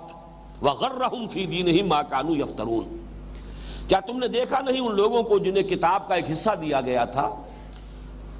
اور ان کو جب اللہ کی کتاب کی طرف بلایا جاتا ہے تاکہ وہ ان کے مابین فیصلہ کرے تو ان میں سے ایک گروہ جو ہے پیٹھ موڑ لیتا ہے، اعراض کرتا ہے۔ یہ اللہ کی کتاب سے اعراض کیوں کرتے ہیں، اس کا سبب کیا ہے، ان کی اس بے عملی کی اصل توجیہ کیا ہے، اس کی وجہ کیا ہے؟ ذَلِكَ بِأَنَّهُمْ قَالُوا لَن تَمَسَّنَا النَّارُ إِلَّا أَيَّامًا مَّعْدُودَاتٍ۔ یہ اس لیے ہے کہ انہوں نے یہ خیال گھڑ لیا ہے، یہ مذمومہ خیال، ان کی یہ تمنا، ان کی یہ آرزو عقیدے کی شکل اختیار کر گئی ہے کہ ہمیں نہیں چھو سکتی آگ مگر گنتی کے چند دن۔ وَغَرَّهُمْ فِي دِينِهِمْ مَا كَانُوا يَفْتَرُونَ، اور یہ جو افطرا انہوں نے کیا، یہ جو من گھڑت خیال عقیدے کی شکل میں انہوں نے اختیار کر لیا، اسی نے ان کو دین کے معاملے میں دھوکے میں ڈال دیا۔ ظاہر بات ہے کہ اس کے بعد آدمی جو ہے ڈھیلا ہو ہی جائے گا، جب جہنم میں داخلہ اول تو ہے نہیں، اور ہے تو چند دن کے لیے ہے تو کوئی بات نہیں، حرام خوری کرو، دو دھوکہ لوگوں کو، حلال سے حرام سے جہاں سے چاہو کماؤ، عیش کرو، بہرحال پکڑ تو ہے نہیں۔ جہنم میں تو جھونکے نہیں جا سکتے، جہنم کی آگ کو ہمارے اوپر کوئی قدرت حاصل ہی نہیں۔ حضرت ابراہیم دروازے پر بیٹھے ہوں گے اور وہیں سے وہ ہمیں بچا لیں گے، اور پھر یہ کہ اگر ہو بھی گیا بالفرض بالفرض بالفرض تو گنتی کے چند دن۔ یہ آیت میں نے آپ کو اس لیے یہاں سنائی ہے کہ یہاں معدودہ کی بجائے معدودات کا لفظ آیا ہے، اور معدودات جو ہے یہ جمع قلت کہلاتی ہے، یہ 9 سے زیادہ پر اس کا اطلاق نہیں ہو سکتا۔ یہی ایام معدودات یہ 23ویں رکوع میں سورہ بقرہ میں بھی آئے گا کہ جو شروع میں روزے فرض کیے گئے تھے، ابتدائی 3 روزے ہر مہینے میں، وہ معدودات کا لفظ آیا تھا۔ یا پھر یہ ہے کہ جو منا میں قیام ہے، ایام معدودات، وہ بھی معدودات، 2 یا 3 دن کا قیام ہے منا میں، تو اس لیے یہ لفظ جو ہے نوٹ کر لیجئے کہ 7 دن والی روایت جو ہے یہود کی، قرآن مجید گویا کہ اس کی تصدیق کر رہا ہے کہ ان کے عقائد میں یہ ہے کہ ہمیں اگر ہم میں سے کسی کو اگر جہنم میں بالفرض جھونک بھی دیا گیا تو زیادہ سے زیادہ 7 دن تک وہ اس کا قیام جہنم میں رہے گا، پھر اسے نکال لیا جائے گا۔ اب آ رہی ہے وہ آیت جو میں نے عرض کیا تھا کہ اس پوری بحث پر جو کلائمیکس ہے اس کا، اور جو کہ یوں سمجھیے کہ لب لباب ہے یونیورسل ٹروتھ، بلا کیوں نہیں، من کسب سیئۃ، جس کسی نے بھی کمائی، اب کسبہ کا لفظ آ رہا ہے، جان بوجھ کر، کمانے کا لفظ آ رہا ہے، جان بوجھ کر کمائی، سیئتن ایک بدی. سیئتن جو ہے نکرہ ہے، سیئتن عربی زبان میں نکرہ ایک کے لیے بھی آتا ہے، کوئی بدی یا ایک بدی. کتابن ایک کتاب، الکتاب معین کتاب ہو جائے گی. تو یہاں پر نکرہ ایک بدی، اور لیکن ساتھ ہی نکرہ جو ہے تنکیر تفخیم کے لیے بھی آتا ہے. جو عام بدی نہیں ہوگی، چھوٹا گناہ نہیں، گناہ صغیرہ نہیں، کبیرہ. جس کسی شخص نے جان بوجھ کر ایک کبیرہ گناہ کمایا، وَأَحَاطَتْ بِهِ خَطِيئَتُهُ، اور پھر اس کی خطا نے اس کا احاطہ کر لیا، اس کو گھیر لیا چاروں طرف سے، فَأُولَٰئِكَ أَصْحَابُ النَّارِ، تو وہ جہنمی ہوں گے، ہم فیہا خالدون، اس میں ہمیشہ ہمیش رہیں گے، کسی کے لیے کوئی ضمانت نہیں ہے کہ وہ نکال لیا جائے گا. یہ آیت جو ہے، یہ چونکہ اب وقت بہت کم رہ گیا ہے، میں اس پہ گفتگو جو ہے انشاءاللہ تعالیٰ پھر اگلے ہفتے کو کر سکوں گا، اس کا حق ادا نہیں ہو سکتا. لیکن اس آیت کو نوٹ کر لیجئے کہ یہاں اصل زور دینا مقصود ہے کہ تم تو کہتے ہو کہ کوئی بھی گناہ تمہارے لیے خلود فی النار کا جو ہے وہ سبب نہیں بن سکتا. اللہ کا جو ابدی قانون ہے، جو غیر متبدل ہے، اس میں تبدیلی کا کوئی امکان نہیں، جو سب کے لیے تھا، جو کہ چاہے وہ یہود کے زمانے میں، جب تک کہ یہودی مذہب ہی اللہ کا آفیشل دین تھا، جب تک کہ حضرت مسیح کی بعثت نہیں ہو گئی، پھر جب تک کہ حضرت مسیح کے بعد حضور کی بعثت نہیں ہوئی، تو یہی جو دین ہے حضرت مسیح علیہ السلام جس کی تلقین کر گئے، وہی در حقیقت دین خدا بندی ہے. اب محمد الرسول اللہ صلی اللہ علیہ وسلم کے بعد، آپ کی بعثت کے بعد یہ دین اسلام ہے. ان الدین عند اللہ الاسلام، اور یہ کہ من یبتغی غیر الاسلام دینا فلن یقبل منہ. ان میں یہ ہے کہ اصل شے جو ہے وہ انسان کا ایمان اور عمل ہے. اور کسی شخص نے ایک گناہ بھی جان بوجھ کر کمایا، اور پھر یہ کہ اس پر دوام ہے، اس پر مداومت ہے، اور اس کا اوپر انسان جو ہے اس طرح عمل کرتا چلا جا رہا ہے، اس کے اثرات ہیں جو انسان پر مترتب ہوتے ہیں. اس کی روح پر، جیسے کہ حدیث میں آتا ہے، حضور نے فرمایا انسان گناہ کرتا ہے، دل پر ایک سیاہ داغ پڑتا ہے. توبہ کرتا ہے تو وہ دھل جاتا ہے، توبہ نہیں کرتا پھر گناہ کرتا ہے، پھر ایک داغ پڑتا ہے، پھر گناہ کرتا ہے، پھر ایک داغ پڑتا ہے، آخر میں پورا دل سیاہ ہو کر اس طرح بند ہو جاتا ہے. حضور نے مٹھی بند کی اور اس کے بعد اس پر مہر لگا دی جاتی ہے، مل طبع اللہ علی قلوبہم. اب اللہ تعالیٰ کی طرف سے ختم قلوب یا طبع قلوب کا آخری عمل ہو جاتا ہے. اب اس میں کسی خیر کے داخل ہونے کا کوئی امکان نہیں. یہ در حقیقت حشر ہوتا ہے دنیا میں انسان کے کسی ایک گناہ پر مداومت سے بھی، گناہ بڑا ہو چھوٹا نہیں. چھوٹے گناہ جو ہیں وہ تو خود بخود نیکیوں کے ذریعے سے دھلتے بھی رہتے ہیں. ان الحسنات یذہبن السیئات. لیکن بڑا گناہ کبیرہ، ہاں گناہ کبیرہ ہوا ہے، توبہ کر لی ہے، صاف ہو جائے گا. التائب من الذنب کمن لا ذنب لہ. لیکن ایک گناہ کبیرہ پر بھی مداومت ہو رہی ہے، نتیجہ کیا ہوگا؟ جیسے کہ ایمان کا نتیجہ مترتب ہوتا ہے عمل پر، ایسے ہی عمل کا نتیجہ مترتب ہوتا ہے ایمان پر. اگر اندر ایمان ہے، عمل پر اس کا اثر پڑے گا. عمل غلط ہے، ایمان پر وہ اس کا اثر پڑے گا. چنانچہ علماء کے نزدیک، ہمارے ہاں علماء اگرچہ اس آیت کی تعویل میں ہمارے علماء نے بعض ایسی شکلیں اختیار کی ہیں، اس قسم کی آیات قرآن مجید کی، جس کی مثالیں میں اگلے درس میں انشاءاللہ دوں گا، جس سے ان آیات کی تاثیر ختم ہو جاتی ہے. ان آیات کو پڑھ کر انسان کو لرز جانا چاہیے. جیسے کہ حدیث نبوی جب آتی ہے، واللہ لا یؤمنو واللہ لا یؤمنو واللہ لا یؤمنو، تو صحابہ لرز گئے، کام گئے. خدا کی قسم وہ شخص مومن نہیں ہے، خدا کی قسم وہ شخص مومن نہیں ہے، خدا کی قسم وہ شخص مومن نہیں ہے. بڑے ڈرتے ڈرتے پوچھا ہوگا، قیل من یا رسول اللہ، حضور کون؟ فرمایا الذی لا یامن جارہ بوائقہ، وہ شخص کہ جس کی ایذا رسانی سے اس کا پڑوسی امن میں نہیں ہے. اب ظاہر بات ہے یہ اسلوب حضور نے کس لیے اختیار کیا؟ تاکہ لوگ کام جائیں، لوگ سوچیں، ہر شخص اپنا جائزہ لے، میرا طرز عمل کیا ہے، میں اپنے پڑوسی کو تکلیف تو نہیں دے رہا ہوں، میں اس کے لیے اذیت کا موجب تو نہیں بن رہا ہوں. مقصد تو یہ ہے. لیکن اگر ترجمہ کر دیا جائے خدا کی قسم اس کا ایمان کامل نہیں ہے، خدا کی قسم اس کا ایمان کامل نہیں ہے، خدا کی قسم اس کا ایمان کامل نہیں ہے، لفظ کامل کے ایڈ کرنے کے بعد وہ ساری تاثیر ختم ہو گئی. کامل ایمان کس کا ہوگا؟ کمال ایمان کس کو نصیب ہوگا؟ کمال ایمان. تو چلیے اگر وہ درجہ مجھے نہیں بھی ہے تو کون سی بڑی بات ہے، تھوڑا بہت ایمان بھی ہو جائے ہمارے پاس تو بڑی کامیابی ہے، بڑی اللہ تعالیٰ کے ہاں کامیابی کی ضمانت ہے. لہذا وہ ساری تاثیر ختم ہو گئی. تو اصل میں جو اس کا حل ہے علماء یہ کیوں کرتے ہیں؟ اس لیے کرتے ہیں کہ مغالطہ اگر دوسری طرف ہو جائے گا تو وہ پھر خواری تک چلا جاتا ہے، کہ انسان اس نتیجے پر جو ہے غلط نتیجے تک پہنچ جاتا ہے کہ گویا کہ ایک شخص نے گناہ کبیرہ کیا تو کافر ہو گیا، کافر ہو گیا تو مرتد ہو گیا، مرتد ہو گیا تو واجب القتل ہو گیا۔ یہ دو انتہائیں ہیں جن کے مابین عدل کی راہ تلاش کرنے کی ضرورت ہے۔ میں اپنے خطبات ایمان میں اس پر تفصیل سے گفتگو کر چکا ہوں، لیکن یہ کہ چونکہ یہاں یہ آیت آئی ہے تو میں چاہتا ہوں کہ اس کا حق جو ہے وہ اگلے درس میں انشاءاللہ تعالیٰ پوری تفصیل کے ساتھ اس سلسلہ درس میں بھی اس کا حق ادا کرنے کی کوشش کروں، اس لیے کہ یہ قرآن مجید کی اہم ترین آیات میں سے یہ پوری بحث آ کر کنکلوڈ یہاں ہو رہی ہے۔ بلا من کسب سیئۃ واحاطت بہ خطیئتہ فاولئک اصحاب النار هم فیہا خالدون۔ کیوں نہیں؟ جس شخص نے کمائی ایک بڑی برائی، جان بوجھ کر ایک گناہ کبیرہ کا ارتکاب کیا اور پھر اس پر مداومت ہوئی، اسی کے اوپر جو ہے انسان ڈیرا لگا کر بیٹھ گیا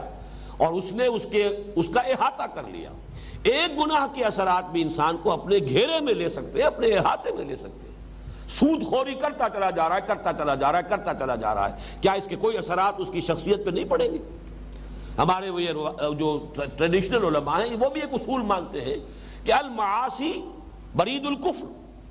یہ معصیت جو ہے، گناہ جو ہے، معاصی جو ہے، یہ کفر ہی کی ڈاک ہے۔ آپ نے کوئی گناہ کیا ہے تو گویا کہ کفر کو اپنی طرف آپ نے بلایا ہے، ایک چٹھی کفر کی آپ کو پہنچ گئی ہے۔ اب یہ چٹھیوں پر چٹھیاں چلی آ رہی ہیں تو معلوم ایسا ہو سکتا ہے کہ ایک وقت آ جائے کہ ایمان سرے سے زائل ہو جائے۔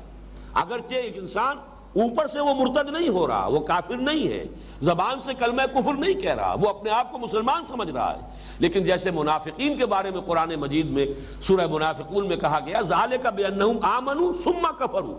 فطبع علی قلوبہم، یہ اس لیے کہ یہ ایمان تو لائے تھے لیکن پھر انہوں نے کفر کیا، لیکن یہ کفر جو ہے ظاہری نہیں ہے، قانونی نہیں ہے۔ منافق جو ہے مرتد قرار نہیں دیے گئے اس لیے کہ انہوں نے اعلانیہ کفر جو ہے اس کا اعلان نہیں کیا ہے، کھلم کھلا کفر کا اعلان نہیں کیا، رہے مسلمان، قانوناً مسلمان، اندر سے کافر۔ ذالک بانہم آمنوا ثم کفروا فطبع علی قلوبہم فہم لا یفقہون، اب یہ تفقہ سے محروم ہو گئے ہیں۔ بالکل گویا کہ وہی حدیث کہ گناہ کیا داغ پڑا، اور گناہ کیا پھر داغ پڑا، پھر گناہ کیا پھر داغ پڑا، یہاں تک کہ پورا دل سیاہ ہوا، نہ صرف سیاہ ہوا، یوں بند ہو گیا، حضور نے اپنی مٹھی بند کی، اس طرح بند ہو جاتا ہے، پھر اس میں کوئی خیر داخل نہیں ہو سکتا اور اسی پر مہر لگ جاتی ہے۔ اس کے برعکس والذین آمنوا وعملوا الصالحات، اور وہ لوگ جو ایمان لائے اور جنہوں نے اس ایمان کے عملی تقاضے پورے کیے، نیک عمل کیے، اولئک اصحاب الجنہ، وہ ہوں گے جنت والے، ہم فیہا خالدون، وہ اس میں رہیں گے ہمیشہ ہمیشہ۔ ان آیات کا جیسا کہ میں نے عرض کیا حق ادا نہیں ہو پایا ہے، اور اگلے درس میں بھی انشاءاللہ ہم یہی سے شروع کریں گے۔ بارک اللہ لی ولکم فی القرآن العظیم ونفعنی وإیاکم بالآیات والذکر الحکیم۔